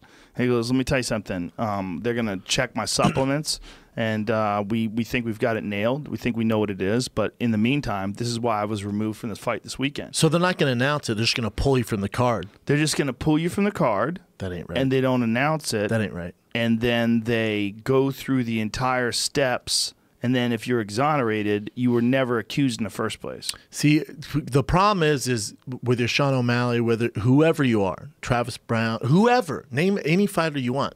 If you've ever been, if it's even been hinted, if you've ever had an issue, and you get that label, nothing, like people just go, he's on steroids. Right. They don't do sure. a big announcement going, sorry, we didn't find anything, my bad. Sorry, hey, Josh Barnett, sorry, you've been out for 22 months, my bad. Right. What the fuck, man? Right. Give me some sort of compensation. That's true. Right. Also, so it took you how long to figure this out? I can't work during that time period. Right. And because of you, I can't work. And so you how made a are we gonna, mistake. and you made the mistake. How are we going to make this right? Oh, I bet you can go fight now. Yeah. That's insane. Especially for Josh. He's like 37. He's not young. Or how about for... I think he's actually older than 37. Josh might be 40. Yeah, he's not. He's long in the tooth. He's been doing it for a hot minute. Yeah, I mean, he was... But think if you're John Jones, though, dude. Right. Let's say you're right and he didn't do anything, nothing on purpose, and it was some bullshit supplement, and he's been dragged through the mud, rightfully so, after hitting a woman pregnant, all that. But with this, That's a different thing, though. That's a different thing. Yeah. With this, you're like, what the fuck, man? Right. I could have fought Brock Lesnar. I could have been living DC's life, but because of this, I've been out. My name's been tarnished forever. Yeah, but there was something in his urine. There was a substance, and that substance is a performance-enhancing substance. Yeah. The real question is, did it come like... There's a lot of people that got it from supplements. I mean, this is happening all throughout sports, but then there's people that say, no, they're saying that it happened from supplements, but really that's just an excuse for them getting popped. That's what most people think, yeah.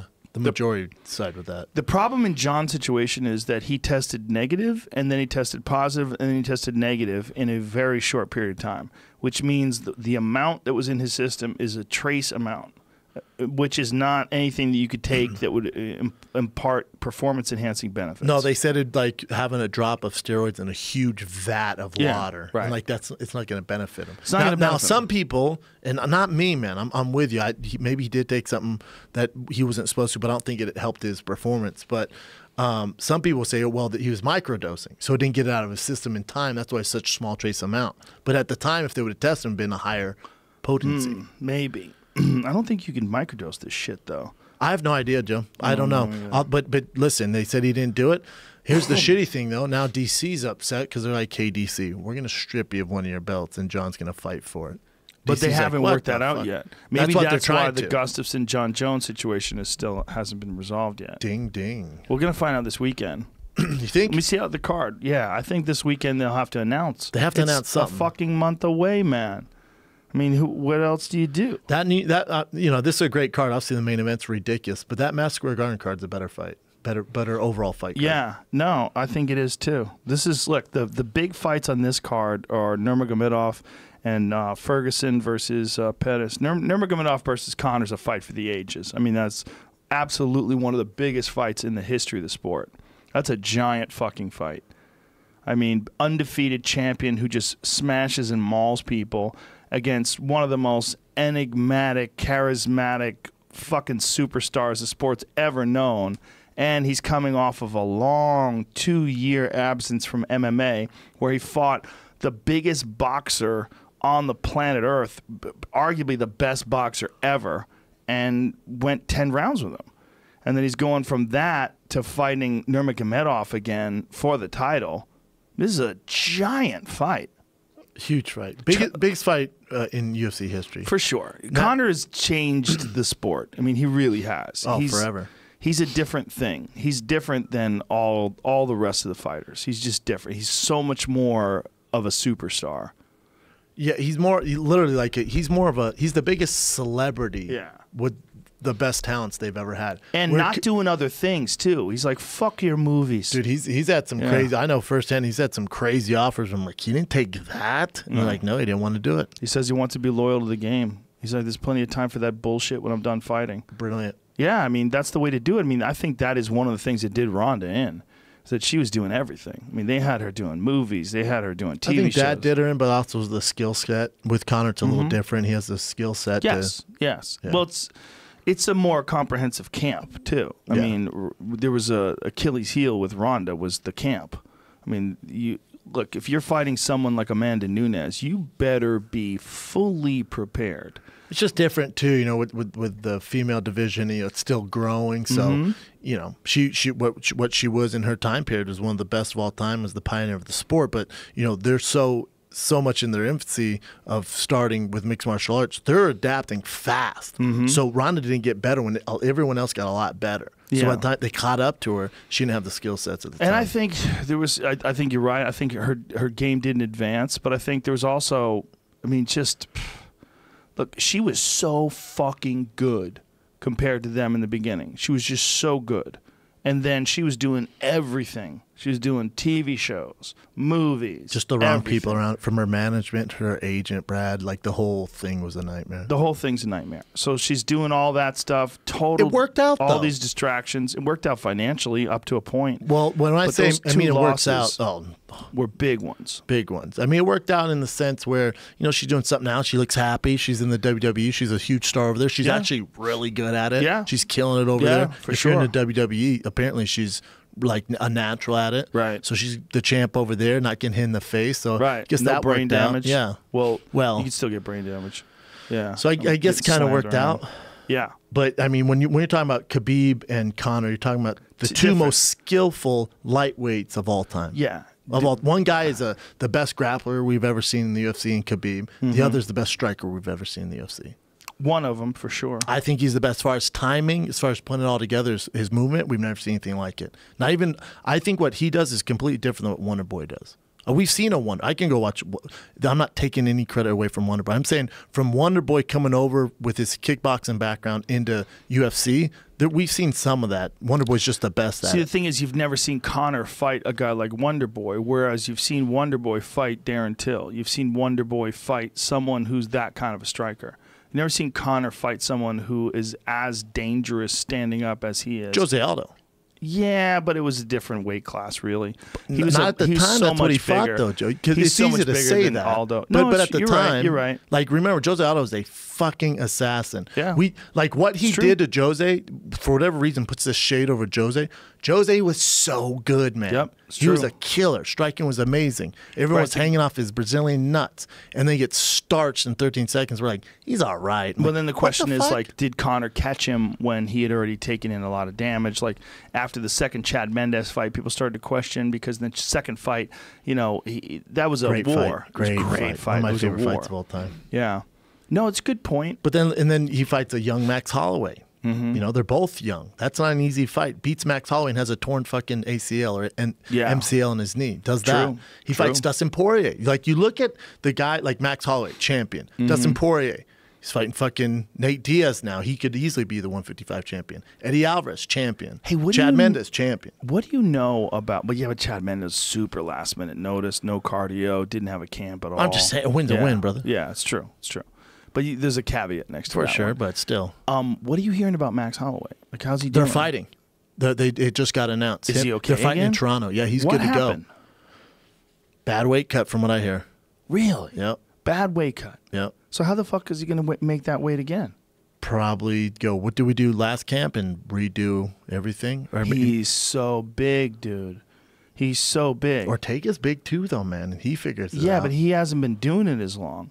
Like, I think the thing about the weight cutting is, and this is like one of the things that I've been learning talking to nutritionists and guys who diet and guys who get ready for bodybuilding competitions, like talking to Lane Norton last week, who's he's a scientist, like a legit PhD, as well as a guy who's competed in bodybuilding. He's like, Jesus. Your body does not want to do that. And your body tries to protect you from doing it. And the more times you do it, the more and more difficult it is for you to do. weight cutting is the #1 primary problem with MMA. 100%. You got to listen to Conor McGregor's interview they did with Mac Life. He talked about weight cutting. What did he say? It's just I missed that part, but he talks about it, how the weight cutting was an issue and how dangerous it is, and it's not good. It's fucking terrible. He touches on that. Yeah, Dustin Poirier talked about that too, and he said that he thinks everybody should go up one weight class. But then, what is happening with this 165-pound title? Because they were going to have Nate Diaz fight Dustin. Both those guys came out and said they're going to be fighting for the title. They came up with that game plan, which I love. They tried forcing the UFC's hand. Did they? Yeah, it was their idea, which is brilliant. Did you talk to them? Come on. I mean, that's the plan. And then the UFC's like, no, they're not. Like Dana goes, I don't know why they keep saying this stuff. They signed a contract. They're fine at 55. 65. No, they're not fine at 65. Really? No, that's they're not fine at 65. They made that up. Nate Diaz and Dustin Poirier thought it'd be great to fight at 65 for a title. Really? That's not the UFC's idea. The UFC had to come out. That up? So the UFC had to repost like, no, it's 55. So it's like Dustin and Nate, hey, what's up? What's up, dude? Main event for a title. Yo, let's do this, man. Let's say we're going to fight at 65. All right, fuck it. I'm going to fuck you up. I'm going to fuck you up. Yeah. I thought it was brilliant.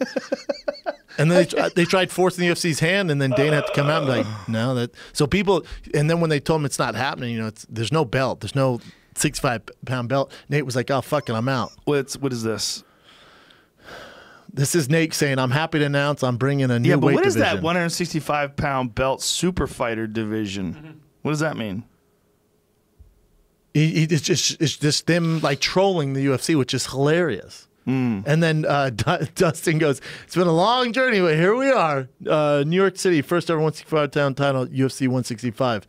I like how he hashtag Thug Jitsu. Shout out to Eve Edwards. It's hilarious. But then you look at it, and Dana White. There's absolutely no truth to it. No. It just doesn't make any sense. But here's the thing.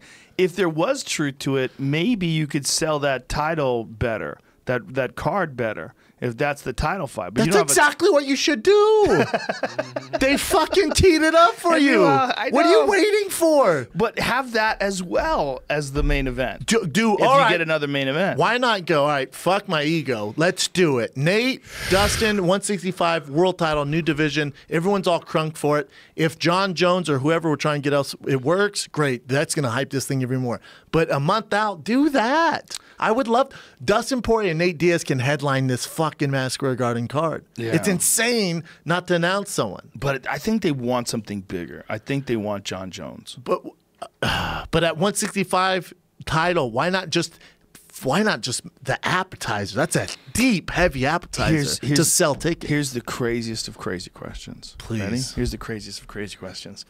DC is supposed to be fighting Brock motherfucking Lesnar, right? Yep. For the heavyweight title. Next year. But that's next year. John Jones versus DC for the heavyweight title in Madison Square Garden. It's not happening, but... Why not? Because DC already said he can't. They want him to fight. Can't what? Why can't he? Because he wants to fight at light heavyweight.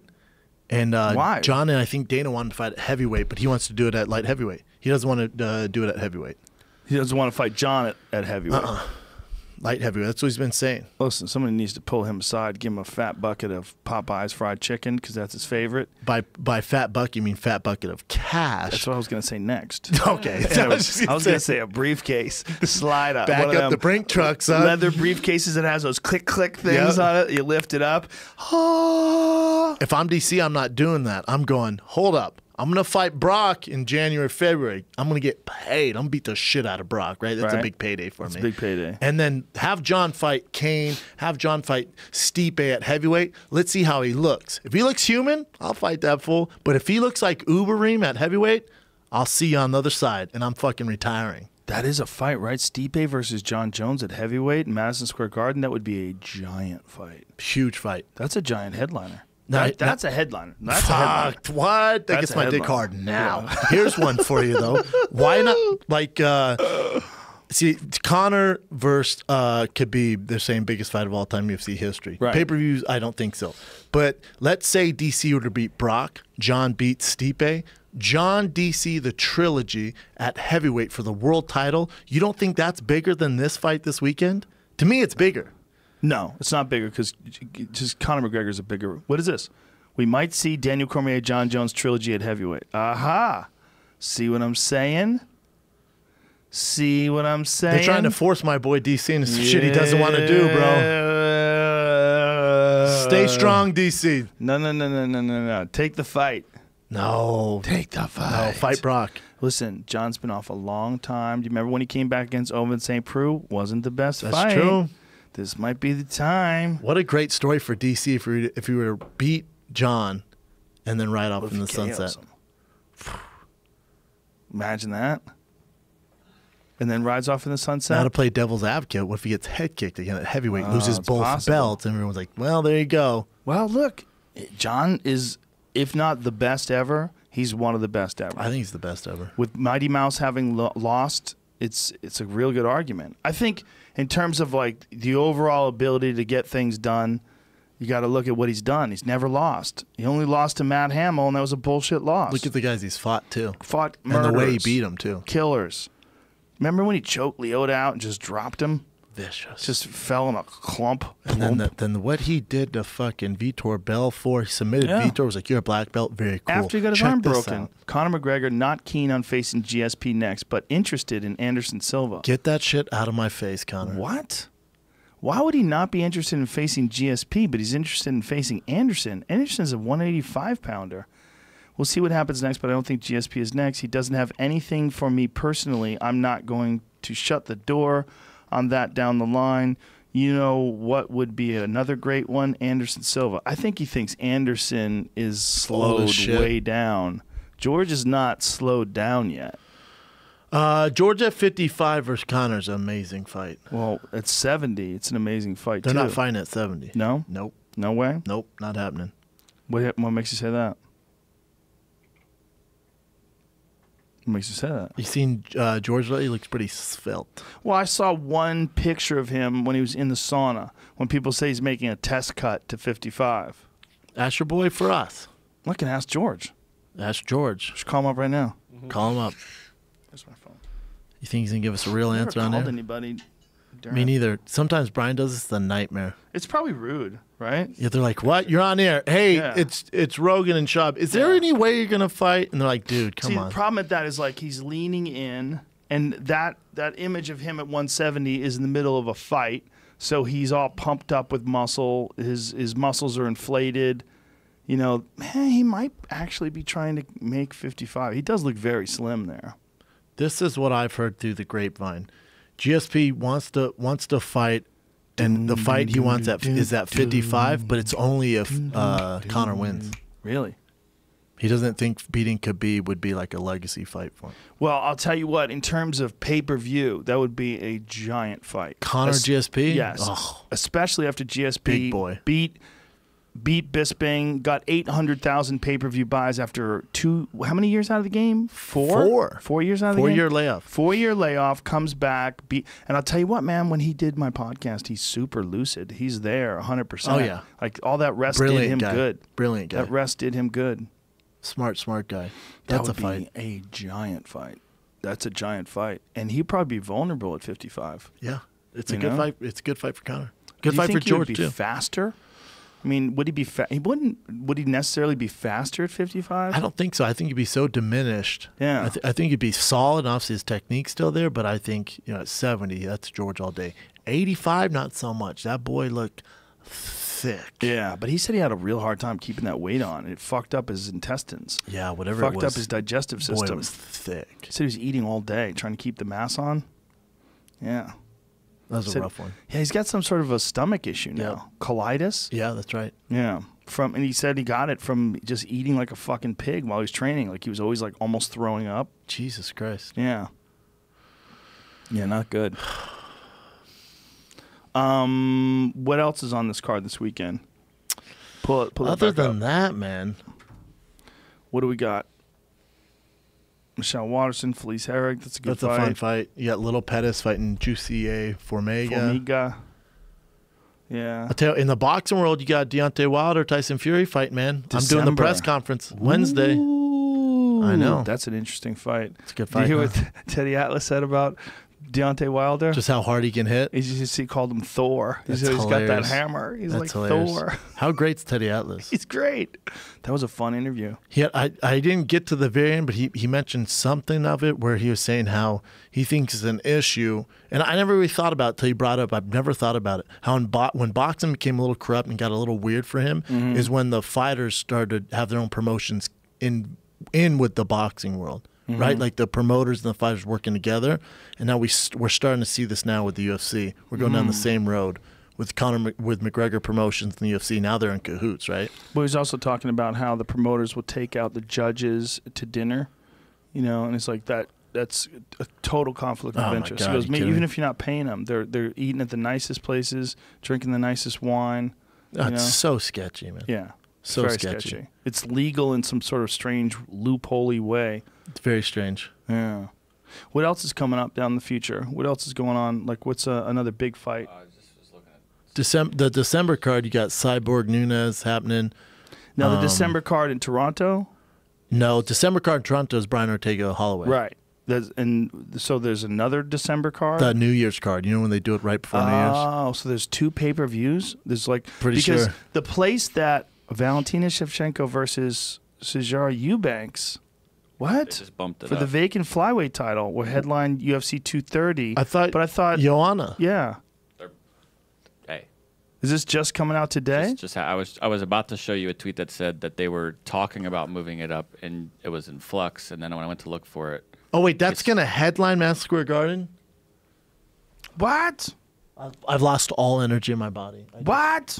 Oh yeah, because that gets my dick harder than Dustin Poirier versus Nate Diaz for a 165-pound title.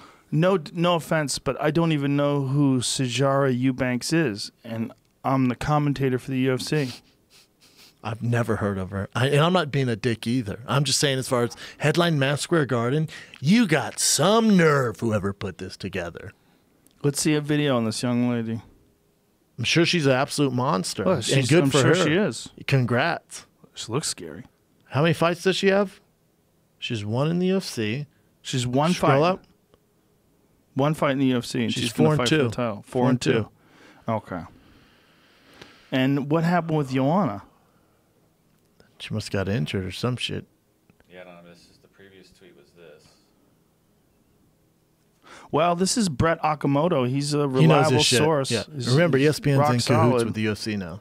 Supposed to face Joanna, but that may change too if the switch happens. Okay, per sources, they've discussed moving Valentina Shevchenko. Is this the previous tweet? Yeah, that's This the was previous. one. And then he made another one saying that it's locked in. Correct. Wow. Okay. Yeah. The fucking Britney Spears. Who's the dude? What's that guy's name? Christopher Castano. Castano. Chris_Castano. That's hilarious. He put that Britney Spears what? gif. That is These poor fucking girls. It sucks for them, hilarious. but the magnitude of Madison Square Garden, you're thinking it's gonna be. I was thinking Jones, fucking Cain Velasquez. I'm thinking Stipe, Jones, Yo. DC Les, something that would just blow my hair back. They're like, hold up. Valentina against a girl is 4-2 with one fight in the UFC for the flyweight title. It's They Nico must- Montano. They stripped her because she didn't make weight for one fight. What? Those are your friends, Joe. Hey, Just kidding. listen, man. I don't want to be a promoter. Fuck Nah, that. You just keep doing your thing. Fuck that job. Fuck. You'll be keeping working all that those- one though. I was gonna say we could have done a companion, just freaking Yeah, went ham, I know. but We no. could have. Damn it. It was 2:30. When are we gonna do a companion dude. again? When is everyone together? When are you not working? I don't know. When Let's am I figure it not out. working? Well, I'm chilling out for a while now that I got that show that I did in Toronto on Saturday night was my last big show for a long time. How long are you gonna chill? Quite a while. Because you got to get another hour. Yeah, I'm at like 25 minutes, 24 minutes. You still gonna be doing sets, or it probably might be nice to take a little break though. I'm taking this week off. just the week off, Yeah, just relaxing, then going to the Must UFC be this nice. weekend. Yeah. hanging with the family. Yeah, I'm just looking forward to just I did it, it's out. Now I'm gonna chill. And then I need to wait till October's over so I can do some mushrooms. I need to get some new material. Oh yeah, you're in sober Need October. Sober October. You gonna do Sober October? I don't drink or smoke really. I have nothing to be So sober. of. just say you're doing it. I mean, yeah, I do it year round, but sure. You want to get involved in the fitness challenge? Yeah, that's easy. Let's do that. I'll get you. I got an extra one of these things. Really? Yeah. All right, let's do it. Okay. I just work out with you Look at guys. that. You're in. All right, I'm in. Easy. What is easy. it? What do I got to wear? This thing right here. The head? Can I turn it into a headband? No, you put it around your waist. Oh, sick. Around your chest. And then I download the app? Yeah. All right, I'll I'm get in. you one of those. I ordered an extra one. Fuck yeah. Thanks, dude. All right. I'm in, dude. Yeah. But it's not much for me, though, because I don't really drink or smoke or anything. Like, Stanhope's the big one, yeah? He's got to go to a doctor. Stanhope Yeah. is getting measured. He's getting his blood work done, and the doctor's going to go, you should be dead.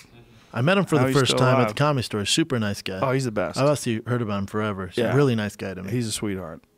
I just yeah. think guys are going to be mean to me for whatever reason. It's my own complex, but he's super nice to You me. think they're going to be mean to you? Yeah. Yeah, because a few of them have been. Yeah. Some have. Yeah. Like, fuck this guy. The people, they think you're infringing on their turf, you know? I get it. It's stupid. I 100% Comedy get is everybody's turf. If you can do it, you can do it. As long as you don't steal, it's everybody's turf. it. As long as the crowd's laughing, you don't Yeah. steal. Yeah, If the that's crowd's those are not the things. laughing, then yeah, I don't belong to be there. But Yeah, don't steal, and come up with your own shit and be nice to people, and everyone should let you in. We're all freaks and misfits. The idea that one type of freak and misfit is okay, but another type isn't. Yeah. I had to deal with that. Especially early on. Were you self-conscious early on? Because Yeah. you're a bigger dude and you have tattoos. Were you self-conscious of it? Yeah, that's why to this day I always go on stage with long sleeve shirts on. People say, one of the things that people said about Strange Times, like, why don't you wear fucking shirts that fit you? Because I don't feel good in shirts that fit me. I mean, I don't mind wearing a shirt that fits me to the movies or to a restaurant or something But like on that. stage, you're self-conscious like about it? Loose things that don't show muscle. They don't show any. I don't want anybody looking at my body. Yeah, I hear you. I'm the You know what I same mean? way, yeah. Yeah, like you gotta. You couldn't go on stage with a fucking tank top on. People are like, fuck this guy. Right. And he has skinny jeans on? Exactly. Fuck Fuck this guy. this It's guy. not funny, man. But Theo goes on stage with a tank top. I know. And it's all good. I know. and Brian it's- can. Yeah, it's Chris no problem. can. Don't tell Brian he can. Brian will get upset. He's like, no, come on, guys. You guys think I'm ripped. No, come on. Do a lot of body weight work. Yeah. You know what? I found a legit massage lady. Oh my God, this lady tortured me the other day. Do I know her? No, she is a trigger point specialist, and she's a strong lady, and she gets that fucking elbow in your back. She a big girl? Woo, yeah, she's a big Yeah. she's a big lady. That's how you know it's good. She's fucking strong. Does she breathe man. hard? Yeah, she broke me. That distracts me, but it's good for you. Dude, my whole back to this day is still sore. It was 2 days ago I got the massage, and the areas where she broke down are sore. Like, she fucked me up. Like, she beat I could my use ass. that. Was it an hour long, though? She did 90 minutes. Was she dripping wet with sweat? Sweating like a pig. It's like pros and cons, right? It's like you either get the big girl who sweats and takes up all the oxygen in the room, or you get the soft Asian girl and it's not a good massage. No, I don't want that. I want to get hurt. Yeah, me too. Because she loosened up a lot of shit that was bothering the fuck out of me. I realized the importance of that, and I haven't been doing it. I'll tell you what, when I do yoga regularly, I don't need as much massage, but I think even then you need it. You need it, everything to be all the kinks to be worked out, broken down. And Yeah, I love massages, man. the Russian Olympic team, I was reading something about Russian athletes. They would get massages every day. On tons of steroids, but yeah, sure. Yeah, a little bit of steroids. Yeah, A little bit of that. it makes sense. Did you ever have that guy Brian Fogel on your podcast? Brian Fogel. What's He's he the guy from? that directed Icarus. No, I didn't. Did you see Icarus? I saw Icarus. You Ridiculous. should have him on. He's amazing. Here's my thing, Joe. Like when you had Teddy Atlas on, for him to come on in 3 hours, you have that Brian Fogel or whoever. When they do 3 hours on this, there's not much more I can cover. Sure, I'll throw in some dick jokes or something. I'm talking about dicks and fashion. But once they go here, like I don't want to. You know what I'm saying? Like that. No, they're conversations. They're conversations, think about but it as you a conversation. covered it for 3 hours. Yeah, but believe me, you're going to cover it in a different way. It's always how it is. You're going to have your own take on things, especially as a guy who's actually fought professionally and actually played football. My only thing is it's my own thing. Is like if I hear it on your show for 3 hours, I don't want to go over it on my show. I'm like, oh, I know this guy. It's not a mystery anymore. I see what you're saying. You know what I'm saying? I see what you're saying, but I don't think that way. Like when I heard Jocko on Tim Ferriss, I didn't say, oh, I don't want to have that guy on, because Tim Ferriss covered it thoroughly, which he did. Different. Yeah, different. I hear you, though. I hear you. Yeah. Like with Justin Wren. He's like, dude, coming to town, doing Rogan. I'll do yours after. I'm like, If you're talking about kids in water in Africa for 3 hours on Rogan, you really don't need to do mine, bro. Well, he's there's bringing Rafael Lovato. Yeah, I in love as well, that guy. too. Yeah. So, but we're again, gonna, you guys got this. Yeah. Like I'm not, Well, we're contributing to his Fight for the Forgotten. We're donating money, and we're also a part of the Cash App. Donates $5 every time someone signs up for the Cash App. You use the promo code Joe Rogan, all one word, and the Cash App sends you $5, and the Cash App sends Justin Wren's Fight for the Forgotten. That's cool, man. $5. Yeah, they've raised thousands of dollars just doing that, and building wells. They've built 2 wells already. They're in the process of building more. You guys are you guys going to do a benefit, a comedy benefit? I would do anything. I'll help out however I can. Do. I'll help out, but he doesn't need to come on my show to do it. If he's going to go in here for 3 hours, I'll do whatever you want. Well, it's same like, make sure I don't forget his name. It's same like I was on the plane the other day, man. And this, I don't want to mess up his name and be a dickhead. And, Ray Borg. Have you seen Ray Borg and his son?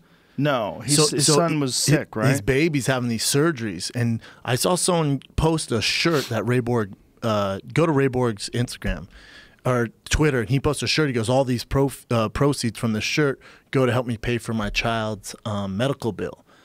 And so someone goes, Schaub, look into this. And so I click on it, and I see, I have a 2.5-year-old son. I see his son on the freaking respirator.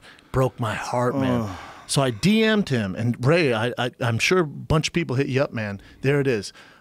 I DM'd Ray because we need help with the medical bills. I will pay for your medical bills, Ray. I will cover it, man. So when I say here, I get emotional because I see his son. When I say I'll help you, Ray, I'm dead serious, man. I'm not one of these guys who I don't need the publicity. I don't need any of that. I DM'd you my number. I will cover the medical bills, man. I got you, brother. I got you, man. Hit me up. It's not a game. It's no publicity. I will take care of you and your family. That's it. Whoa, look at you. You got all emotional. Dude, when I see his kid on there, man, fucking look at you. I never seen you broken up like this before. I get it. I know. This took me by surprise. Sorry, dude. I'm good now. Do you know Ray? I don't know him at all. Never met him. Wow. Never met him. So how much money does he need to raise? I don't know, but I'm fucking rich. I'm doing a show in Utah. I'll donate all the money I make from my 6 shows in Utah to his medical bills. Beautiful. That's beautiful, man. Wise Guys, St. Louis, October, I think 10th through the 12th. I'm doing 6 shows. I'll take all that money. You can have it, Ray. That's beautiful. Yeah. That's a beautiful place, too. Great place, man. Yeah. Love Utah. Does he not have medical insurance? I don't know. I don't think it covers it. And he's a broke fighter. Yeah. He's a broke fighter, man. And dude, I'm so fortunate, like me finding stand-up, and I get so much cool stuff in the works and this Bravo show. I'm like, dude, you just can't take. Yeah. I give to my family and all that. I'm like, we have to figure some out here. So That's when I saw that, beautiful. I'm like, what the fuck, man? That's awesome, man. I love that. Yeah. I love that about you. Yeah. Look at you. I know. I didn't mean to talk about it on here. I guess, I don't know how we got brought up on that. But I reached out to him, and then I think he thought, like, oh, I'm sure. No, I'm not going to donate like $100 or something, man. Right. Yeah. Well, maybe he just was overwhelmed, That's what I'm thinking. That's why I'm sure he listened to the show. I know he listened to Fire and the Kid. I just thought of it now. Well, imagine the amount of time that it must be taking up to not just train, but also to deal with his son and his son's medical issues and the family and the bills and all the other stuff. Yeah. My son stubs his toe, my heart drops, man. Yeah, it's hard, man. Falls on the ground, like, what the fuck? Isn't it crazy? Did you ever feel so vulnerable in your life? Oh, my God. I'm terrified of the world now. Terrified. I'll be driving my car. I'm like, you got to slow down, man. Do you think of people different now that you have a kid? 100%. I'm way more, I'm way more like, I'm more scared of the world. I feel like I'm more loving now. I also, if I have friends who are shitty dads, I barely hang out with them anymore. Yeah. I hold resent against them. Because I'm like, that little dude needs you so bad, man. Yeah. Now I feel the same way. Yeah. The thing is, like, I feel sad for people who don't make the transition. There's a transition to being a father that some people resist. Yep. Where it becomes a primary focus of your life. It becomes a big deal. But if you make that transition, the love that comes out of that and the change that it brings about in you and the benefits for your child, they're so substantial. Oh, I mean, and it's so cliche. It's the best thing I've ever done. Straight up, man. I've had a cool fucking life. It is by far the best thing I've ever done. I want a squad. I want because the love I get from that little dude, I'm like, 3 of you would be even cooler. Yeah, you gonna have more? Yo, 100%. Yeah, working on it right now. Yep, 100%. Shooting live ones. Trying, man. Trying. It's fucking yeah. Yeah. I don't know if this thing's working or whatever. You got a fucking tail. A tail. Yeah, they say take zinc. Take zinc and magnesium. Now I'm taking all these weird pills. Yeah. Get that. To get the loads. Get that cum going. You got to save your loads too. I know. Yeah, save you're not your supposed loads to jack until off. the big day. Yeah, I went to a fertility clinic and they were all, when's the last time you jacked off? Like They say right in that front of to my you? girl. Yeah, I'm like, Looking right damn, at you? bro. You're like, I don't. Damn, dude. I mean, Never. I forget. Never. I I don't even forget. do it. I don't need to. Look at me, bro. Dude, I had to go give them a sample Yeah. just to see how my guys Did are you try swimming. to fill the cup? Dude, well, first of all, it wasn't very professional at all. They're like, oh, just go down there. Was And your it- girl with you when you had to give him a sample? Yeah, man. Tell her to help you? She was like busy talking to the guy in there. She was like talking to the doctor. He's like, he'll just take you to the back. I'm like, all right, yeah. So you had to jerk off knowing your girl's in the other room? Dude, so I walk into this room. It's this Mexican dude just like, hey, man, just go in there. Don't touch anything. Just fill up the Oh, thing. my God. And he goes, and oh, yeah, the porn's on here. And it's like an fuck old outta school here. TV, VCR, like old school. I'm like, dude, I don't need any of this. I have a fucking cell phone. Like, what the fuck? Ever heard of Pornhub, you fucking old dinosaur? Get the fuck out of here, What, man. you got a And he goes, VHS tape for me? he goes, we have magazines down there. I went, Barf. what are you, from the 70s? What kind of What are you, bacteria is going to Marty be on McFly? those sheets of paper? Oh, I know. Get the fuck out of here. Other dudes' loads and lube. I'll take it from here. Yeah. Ugh. How sterile. I would have been super shady. I would have told my wife, "You're coming with me." Dude, I felt like it was embarrassing too. I hand him the thing in a bag and he just looks at it, takes Look it at your out. loads. Oh, dude, I felt Smells sick. it. What if you open it up and He's smell all, it? It's Nah, like, you good, man. eat a lot of asparagus, bro. And then when you're walking back, just everyone knows that you're coming back. You just get done jacking off. Yeah. You should walk up with your arms up in the air like you scored the winning touchdown. Yes. Yeah. Enjoy that. Fuck yes. But what happened? This is my thing.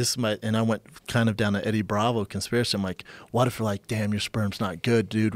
We're gonna need more And loads. they take your sperm. They take that. They're like, he's Make a some babies. big dude. We're gonna use his genetics. Right. And Make then they some sell babies. that shit black market. There's a bunch of little browns running around. You know what has happened many times, more than once, is these doctors at fertility clinics swap out other people's cum for their own, and they have a bunch of their own babies running around.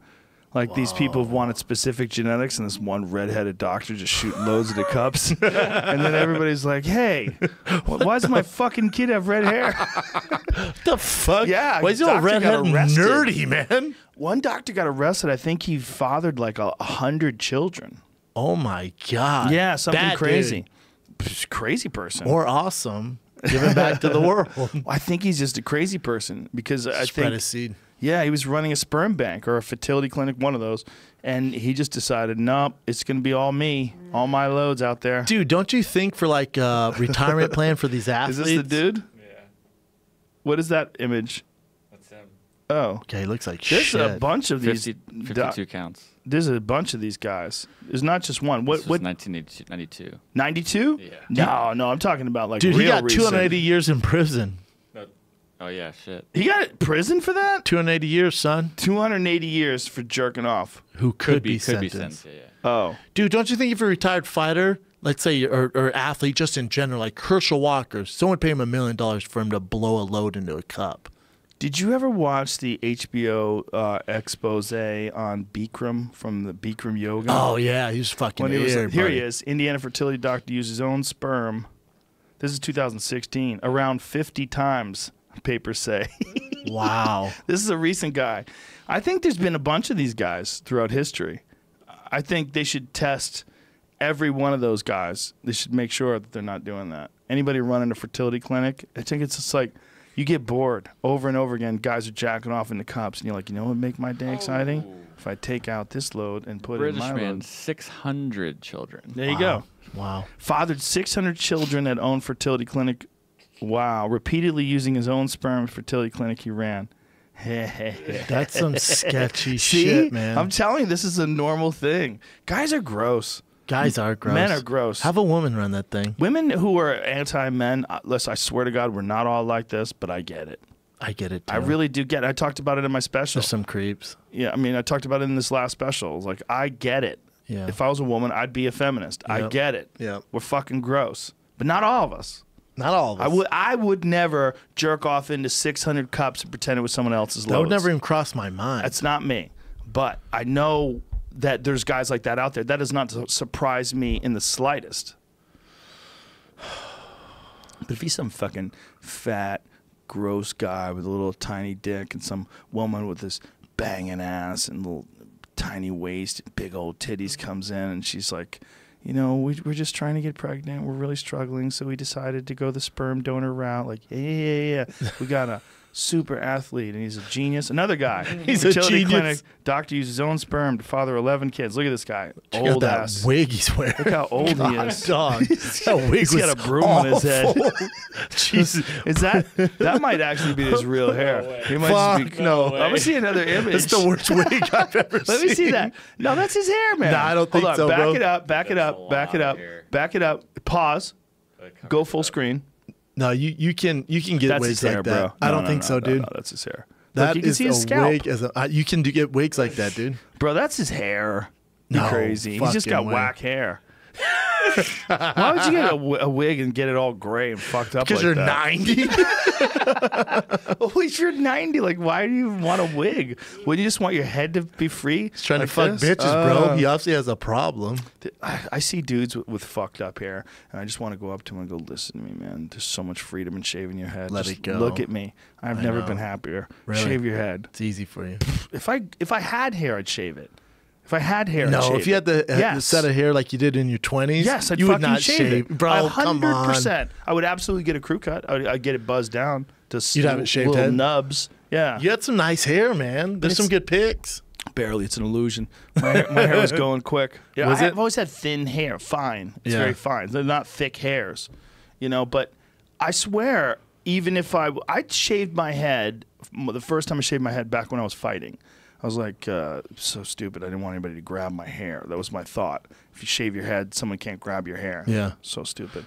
But I was like 17 or 18. But I remember thinking, like, God, this is so freeing. It is nice. Like, yeah, you don't think about it. You just wash and then go. Go. There's no nothing. But you got a stylish coif. You got a little shave on Well, the side. when I was fighting, I didn't. When I was Right. fighting, I shaved because I remember I was getting ready for a jiu-jitsu tournament and I was fixing my hair in the mirror and I was like, "What the fuck, man? Right. How's this gonna help?" And I shaved it the next night, That's a good move. and I did that for my entire career until I retired. And I'm like, "It's time to get my sexy on." Woo. I grew this shit out. Woo. Yeah, I can't be having it. You don't want to have cauliflower ears and a shaved head. Like Bravo's not hiring that guy. Maybe Like, bro, they will. relax. So Bravo hired you, and are you liking it over there? I do like it. What is that like working for Bravo? I know. I thought you were gonna make fun of me so Jerry O'Connell, who's on the show with me, he saw one of my sets, came in the back, and you and Brian were back, and I was like, oh, I'm about to get roasted by Rogan and fucking Callen. And you guys are so nice about it. Why would I make fun of it? I thought it's a good gig. It's a great gig. Perfect for your personality. Just make fun of shit. Yeah. Originally, I didn't think it was a good gig. You know, the guy who does, or one of the producers who does Below the Belt on Showtime, Michael Davies at MC Row, I was talking with him, and he goes, we're doing this Bravo show with Andy Cohen. And he goes, you watch Bravo? I go, all the time. He goes, no, you don't. I go, literally all the time. Give me a question, name a show. And he's like, you really do? He goes, dude, we're putting the show together. You should audition for it. And I was like, I felt weird about it. I talked to my agent. I'm like, I don't know if that's for me, man. And he goes, just audition, see what happens. But then I went in there and did a chemistry test with Jerry O'Connell, and he's hilarious. Oh, Jerry O'Connell. Jerry yeah, O'Connell. That's right. He came backstage. Yeah. Yeah. See, I didn't put the two together. Yeah. I didn't realize that he was backstage because he was doing that thing with Yeah, you. Jerry's He's one a of the, very nice guy. He's nice, and he's funny as hell. And I thought, all right, this won't be too bad. Like, I know my Real Housewives, but I was like, How many of those shows do you watch? I watch Real Housewives of Orange County, Married to Medicine, Atlanta, New York, Below Deck. My wife, she's been DVRing Keeping Up with the Kardashians. Oh, yeah. And it was on the, you know how when you turn on the TV, it's already recording, so Yeah. it's playing. So I sat there, and as the show was on, my jaw got more and more slack, like this. Like Yeah, it's pretty crazy. my eyelids got heavy, and I just got. And she got, all of a sudden you had a fake ass. It droned me in. Yeah, it made me dumber it'd get you and in. dumber. You had to get you My in. brain started drying out. He's like, I no, changed it quickly. no, Quick, I gotta run. I had to put on Neil deGrasse Tyson's show. I Quick, gotta run. Quick. Put on Cosmos. I think I like it for me because fighting, what I do when I cover fighting, when I was fighting, it's so serious, man. Right. That's how I got into that stuff. Right. I was like, dude, I just got done sparring Shane Carwin. Let me go home and eat a bag of Twizzlers and watch Real Housewives of Orange Watch County. some silliness. And then it freaking, here we are. Sometimes it's fun when those bitches go off on each other. They're so mean. And the thing is, like, when you get them on camera, and then they know they're on camera, so they try to be extra mean on camera. Oh, dude. Yeah, they know exactly what Hey, they're I'm doing. just keeping it real. I'm just being real, bitch. Like, You're God being real. damn, You're being real cunty. I know. It's cool with seeing Jerry O'Connor, who's been in the industry forever, but then Andy Cohen, who's a producer on it, and then we had Kelly Ripa on the show. You're just around these like entertainment monsters. I like to see the way they work, and like they're there for a reason. Like you see Kelly Ripa and how fast she is, and like how just professional she is. She's like, she's a monster. Or Andy Cohen, who puts all this together. Like, he's a monster. Is she still doing that show with Michael Strahan? She does it now with Ryan Seacrest. The same show? Same show. It's called Kelly and Ryan. So now. Strahan retired? He went to Good Morning America. Oh, okay. And there was like a little bit of beef. I don't know exactly what happened. With her and him? Yeah. She was like, can't believe you're leaving. And there's some weird beef, I guess. I wonder if he gave her the beef. I don't think so. He might have, though. I bet he has a Big tomahawk. fella. Yeah. Big old fella. Great football player, too. Seems like a real friendly guy. A little too friendly, ass me. A little too good on the mic. Very charismatic. Dude, he's And amazing. made no attempt to fix that gap in his teeth. Zero. Kind of like that. Me too. I saw him at running one time. He's zoomed up it. He's Oh, fast. he's a as, freak. fast as shit. Yeah, He's a one of the super greatest athlete. players of all time. So fast up it. Yeah, he's a super athlete. I mean, still. You know what's amazing? That a guy that's been playing that much football has knees. Like, how's his knee still work? I agree. It's very strange. What's going on there? I'd like to get an MRI. Maybe he got injected with some freaking stem cells and all that. Maybe. Some new knees. Mm-hmm. Dude, they fixed me the fuck up, man. And I still need to do it. I keep saying I'm going to do it. My fucking right shoulder was so jacked, and now it's like I don't have a problem with it at all. There's nothing wrong with it. Your whole body feels better? Well, they do it intravenously, and when they do it intravenously, it like takes care of little things, Yeah. and it takes care of things over a course of like a few months, like over 1 and 2. And by the way, what I had done here in America is nothing in compared to what Dr. Neil Reardon is doing down in Panama. Yeah. What TJ Dillashaw went down there, and that's why TJ thanked him when he beat Cody and he won the title, Yeah. or defended the title against Yeah. Cody. And that's why Mel Gibson was on talking, with Neil Reardon. Yeah, everyone swears by it. Dude, Mel Gibson's dad was 92 on death's door, couldn't walk. Now he's 100 and walking around. God damn. Yeah. They go there every few months. Every few months get jolted. But what you do is it's not Similar. as good, but it's similar. Yeah, well, they do it in America. It's not as extreme, and they're doing tests on it. They're called exosomes. Yeah. And what they used to think it was stem cells that were doing all the regenerative work, but now they think that stem cells are releasing exosomes. So now they just take exosomes and they put exosomes with platelet-rich plasma, and they inject them directly into injuries, and they're having tremendous results. Tremendous results, dude. I had a fucking full-length rotator I remember cuff you had a tear. huge problem. It's gone. I need it for my neck. My I need it for my rotator neck. cuff tear is gone. I know. It doesn't exist anymore. I got a new MRI. There's no more tear. That's fucking ridiculous. magic. That's some magic Most people shit. would have to have surgery. Yes, I was gonna. I was trying to put it off. That's what I was trying to do. I was like, eventually, I'm gonna have to have surgery. Now I'm like, I don't need surgery. I just need it for my neck. What's going on with your neck? It got injured when during the Travis Brown camp, and then in my last fight, which is 4 years ago, which is crazy thing about 4 years ago, when I went to go take down Travis, all his weight, he sprawled and landed on my neck. And if you look at the tape, my neck folds like this with his hips on top of me. I heard this in my neck, and ever since then, it's been fucking just not great. Did you ever get an MRI? I got one a while ago, and there's one of the, what do you call them? One of the things are dead. One of your discs? Yeah, one of the discs is like black. Black. Yeah, I guess one of the discs. There's an issue with one of the discs. Ooh. Yeah, I know. Black. Yeah. What's that about? I don't know. They don't know what that means? They did. This is a while ago. I should do it again. That was right after the fight. I should do it again. After the podcast, we'll talk, because I'll send you to my doctor. I just sent Kenny Florian down there. Oh, yeah? Yeah. Yeah, I could use it. Yeah, they're doing, well, one of the things they do for discs, they do stem cells as well, but they also do something called regenikine. That's the thing that Kobe Bryant and Peyton Manning, they were going to Germany to get done, and now they do it in America. They've been doing it in America for quite a while now. That's what fixed my neck. When I had bulging discs in my neck and my hand was going numb, Regenicane fixed me. Yeah, I need to do something. I just need to get. I just got to make it a priority. Yeah. I've been so busy. I haven't been able to stop. And It's nice though. Yeah. Look at you out there hustling. Hustling. Little birdie told me you got a Showtime special coming out. Got a comedy special coming out in January. Shit. Are you going to film it in January or it's going to come out in January? Film it in January. Where are you filming it? The Spreckle Theater in San Diego. Oh, shit. What day? Big What's Boy the day? Arena. I think it's on the 27th. How many shows are you filming? 2. Nice. That's good. I know 4's ideal. 4's but we're ideal, doing but 2. 2's good. Yep, it's that Saturday. It's the 20, or no, that's the 26th. 26th? You in town? I am now. Yes. Shop special. AUB special. Bam, son. Big boy moves. Yeah, all right. Maybe write San Diego there. Okay, location, San Diego. Yeah, big boy moves, man. Do you feel weird about filming something? You feel pumped about that? Super pumped about it. Super pumped about it. Super excited about it. I know the product, the quality's gonna be great. I guess for me, it's more of like I told you, you're the first person I told. But I wouldn't go to the comedy store and like be like, oh, what's up, dude, doing a comedy, I feel weird around other comics because I feel like they're gonna judge me like, what the fuck, you doing? Can't a comedy listen to special them. now? It's not that I listen to them, I just don't. I feel like that, like if maybe there's comics who've been doing it for 10 years and they have no big time special, or it's like I don't want them to hold resentment toward. Not that I can deal with any of that, but that's why I don't share it with everyone. Well, I tell comics the difference between you and them is that you have a professional athlete's work ethic. Yeah. And comics have very little work ethic. Yeah. They're lazy as fuck. That's the number one problem. If you say, what's the number one problem with comics? Jerking off in front of women. Number 2, lazy. And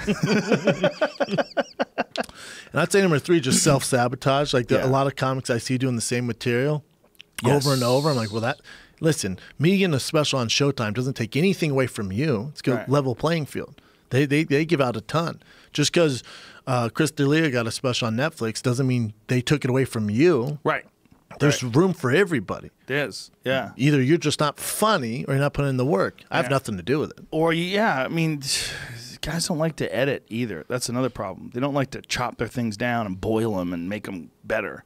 They have a bit. They say it a certain way, and they like to say it that way forever. Can't do that. No. Comedy is a living thing. It's like a living art form. It's constantly changing and evolving. Like, I had a friend come to see me, and then they came to see me 4 months. They're like, dude, that fucking bit is totally different. I'm like, Yeah. yeah, you got to tweak it. Yep. Got to always be tweaking. I think the only way for me to tweak is doing it on stage. I write it out different, but I only find it on stage. 100%. So I have to do those full weekends, Thursday, Friday, Saturday. That's where it's at. Two, and just roll. Yeah. I find that even with theaters, when I'm doing 2 theaters a night, I get more done than just one. Like one of the things about these big places, you're just doing one show. Yeah. You're really better off. Like one of the things I'm looking forward to is somewhere around December, I'm going to start booking clubs. And I'm going to, I'll do like Oxnard. I'll do like Levity Live in Oxnard. I'll do like the Comedy Works in Denver. I'll do like, Cobb's. yeah, I'll do some, maybe even the Punchline in San Francisco, even Or smaller. Sacramento, you mean? San Francisco too. Is there a punchline? Isn't there? Punchline? Yeah. I'm doing Punchline in Sacramento in November. That's great too. Or December. That's a great little gig, but it's near a lot of cracked out people. I've Stay out of been that there fucking before. I've been there parking lot, before, son. man. That parking lot's sketch. I stay far away. Drive on, man. Yeah, that parking lot's sketch. Yeah, it gets a little sketchy there. Yeah, Red Band almost got killed Jesus walking back to the Christ. hotel. Jesus Christ. No, I don't stay at the normal. Yeah, the parking lot's sketchy, but the club's awesome. So you can start doing a bunch more clubs. That's the deal. You do, you have to have those 4-set weekends, 5-set weekends where you just, like you'll have a bit that you come in on Thursday, and then by the time Saturday rolls around, that bit's alive. It's cracking. Yep. But it's also one of the great things about being able to work so much in LA. Like Thursday night, I did 4 sets. Tuesday at the night, store? I did 3 sets. No, I did 3 at the store and 1 at the Improv. Jesus. Yeah. I did 2 main room shows. I had my show in the main room. I did Skylar Stone's show in the main room. And then I did the OR. And then before that, I did a show at the Improv. I like the improv. Improv's not bad, Yeah. man. Now that they pushed that fucking piano to the Piano side. out of the way, yeah. Jesus, that piano was stupid. Like, how many people use that fucking piano that you're blocking half the stage? Just Brian Callen. Does he use it? He'd get on there and act like he's playing the piano. It was hilarious. But not anymore, Brian. They got rid of it. Sorry, Brian. Sorry, B. Yeah. I mean, who would use it? Chris Robinson. Yeah, that's it. That's it. That's it. Just an old school thing to do. Well, yeah, it's like I think it's like a witty thing to have around.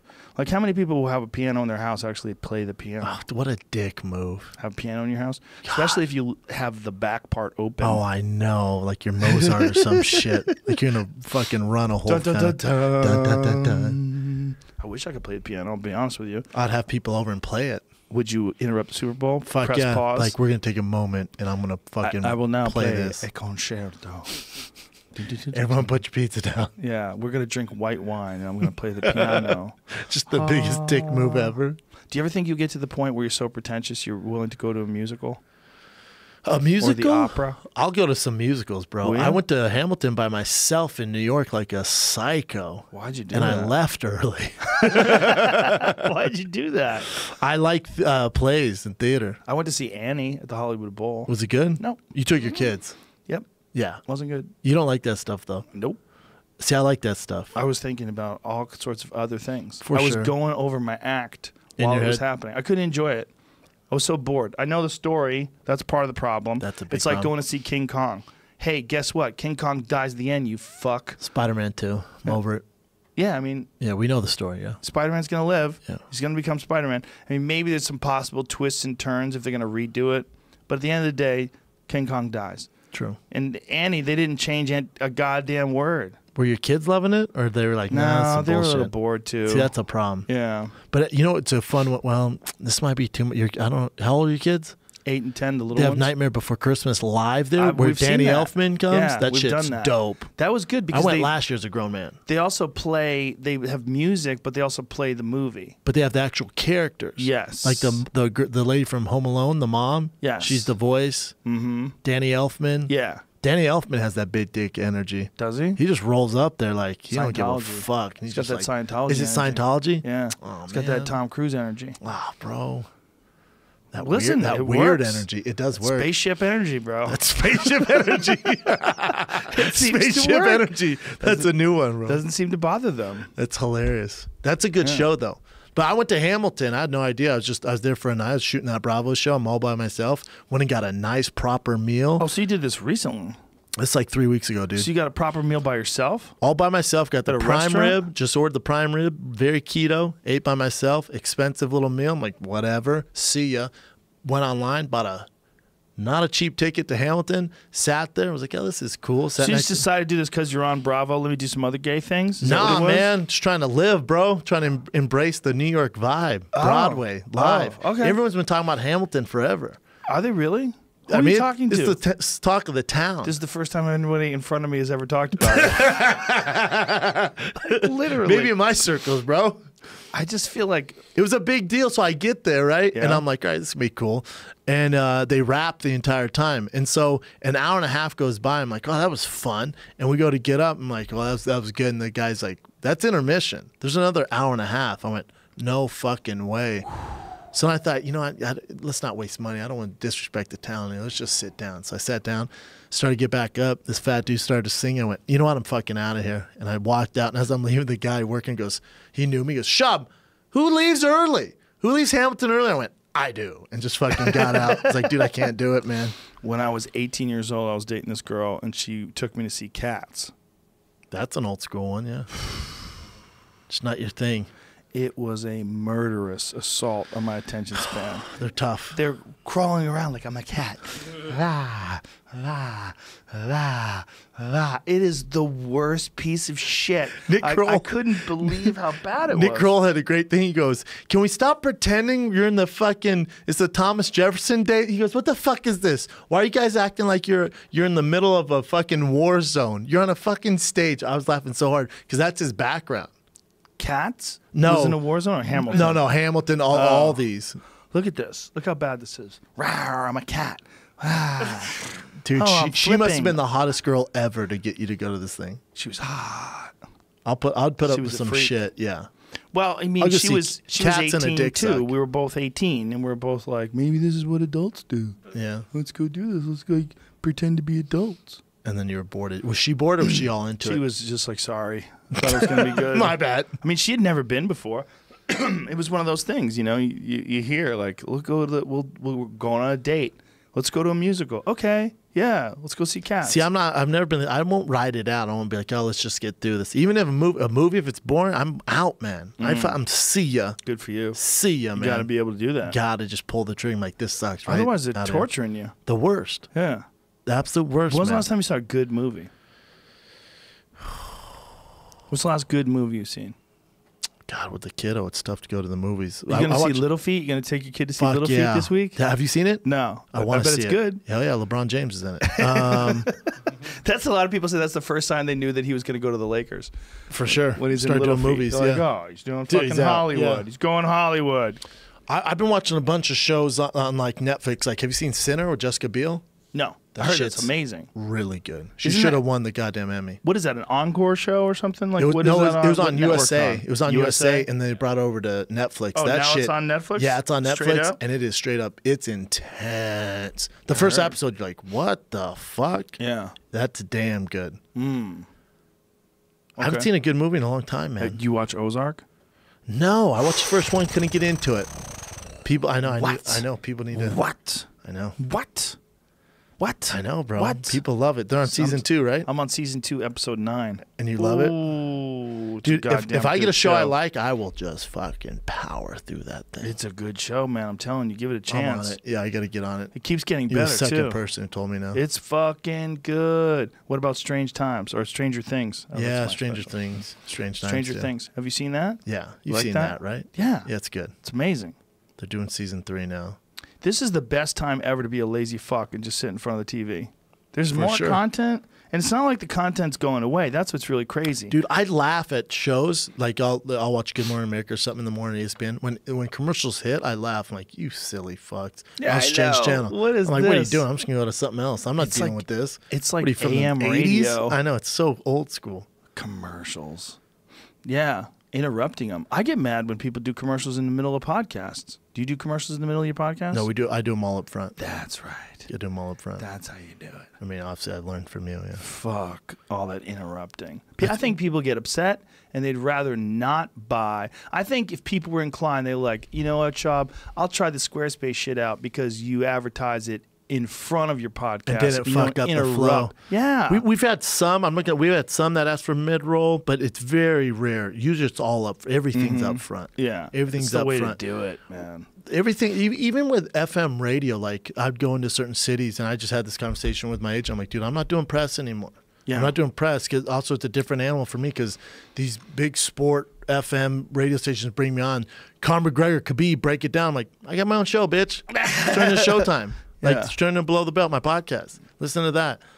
Me breaking down Conor Khabib's not selling any comedy tickets. Right. If you want to talk about comedy, you want to talk about just life, I'm down. You want me to break down the fucking Broncos game or Khabib Conor? It's not happening, man. Well, there's also a problem if you're lucky, your personality goes well with them. Yes. But I've had many, during my days of doing the road and doing radio, I've had many times where I just did not vibe with the person who was the DJ. And it Not became at all. a real issue. Yeah, and then you come off as a dick. Like some things I'd be like, I don't want to talk about that. Like, you want to talk about? No, I don't want to talk about an ex-girlfriend. Do you want to talk about an ex-girlfriend? Like, what are you doing, man? Yeah, like what are you doing? Like you just try to make things controversial because you're not interesting. Yeah, or They when want I to make you uncomfortable. oh, dude, or you and Dana White, what's the deal there? I'm like, no deal. What do you mean? What do you want? How am I going to make this and sell comedy tickets? Right. How's that going to work, dude? Well, it's just they're not that good. No, there's a just reason why they're on radio. There's a lot of people out there doing it that are just not that good at it. I used There's to some think who are that great. when I was doing it. When I was doing radio, I'd be like, you're just not an interesting person. No. You're like noise in between people that are talking that are interesting that you're interviewing in between music. Yep. And you have a giant ego. Yep, huge. They have the biggest egos. I Yeah. felt, and also it's so old school to move tickets. It's just it doesn't make sense to me. Well, you know what's more old school and more gross? Those morning TV shows. Good morning, Dallas. Hi, we're here with Brendan Schaub from the UFO. Dude, And he's here to talk about knuckle fighting or something. What do you do? Dude, I did one in Spokane, and it was the last. Literally, I was like, "Oh, I'm out. There's no more. I'm never doing this again. There's no more." Here we are with Brendan Schaub. Brendan, UFC, NFL, comedy. where do you stop? Real quick, how about the weather? And had me read and I went, what? And they go, you want to take the weather from here? I went, I'm literally on it. I'm like, you want me to read your weather report? You should stick your butt out like that one Mexican chick with the giant ass. Have you ever seen her? Oh, in the Mexico. Oh, dude. Oh, she makes me sweat. I would read her weather. Is she Mexican or South American? I forget. She's Mexican. Oh my Oh, Jesus. dude, she is. Oh my God. See, that's different. You I should would do look that at radio her station before you jerk off into a cup. Here she is. Look at her. Oh my God. Look at she's wearing almost nothing. Look at the booty. Look at that booty. They can't help but stare at Garcia. What is her name? Mexican. Yanette Garcia. Break the internet. Oh my God.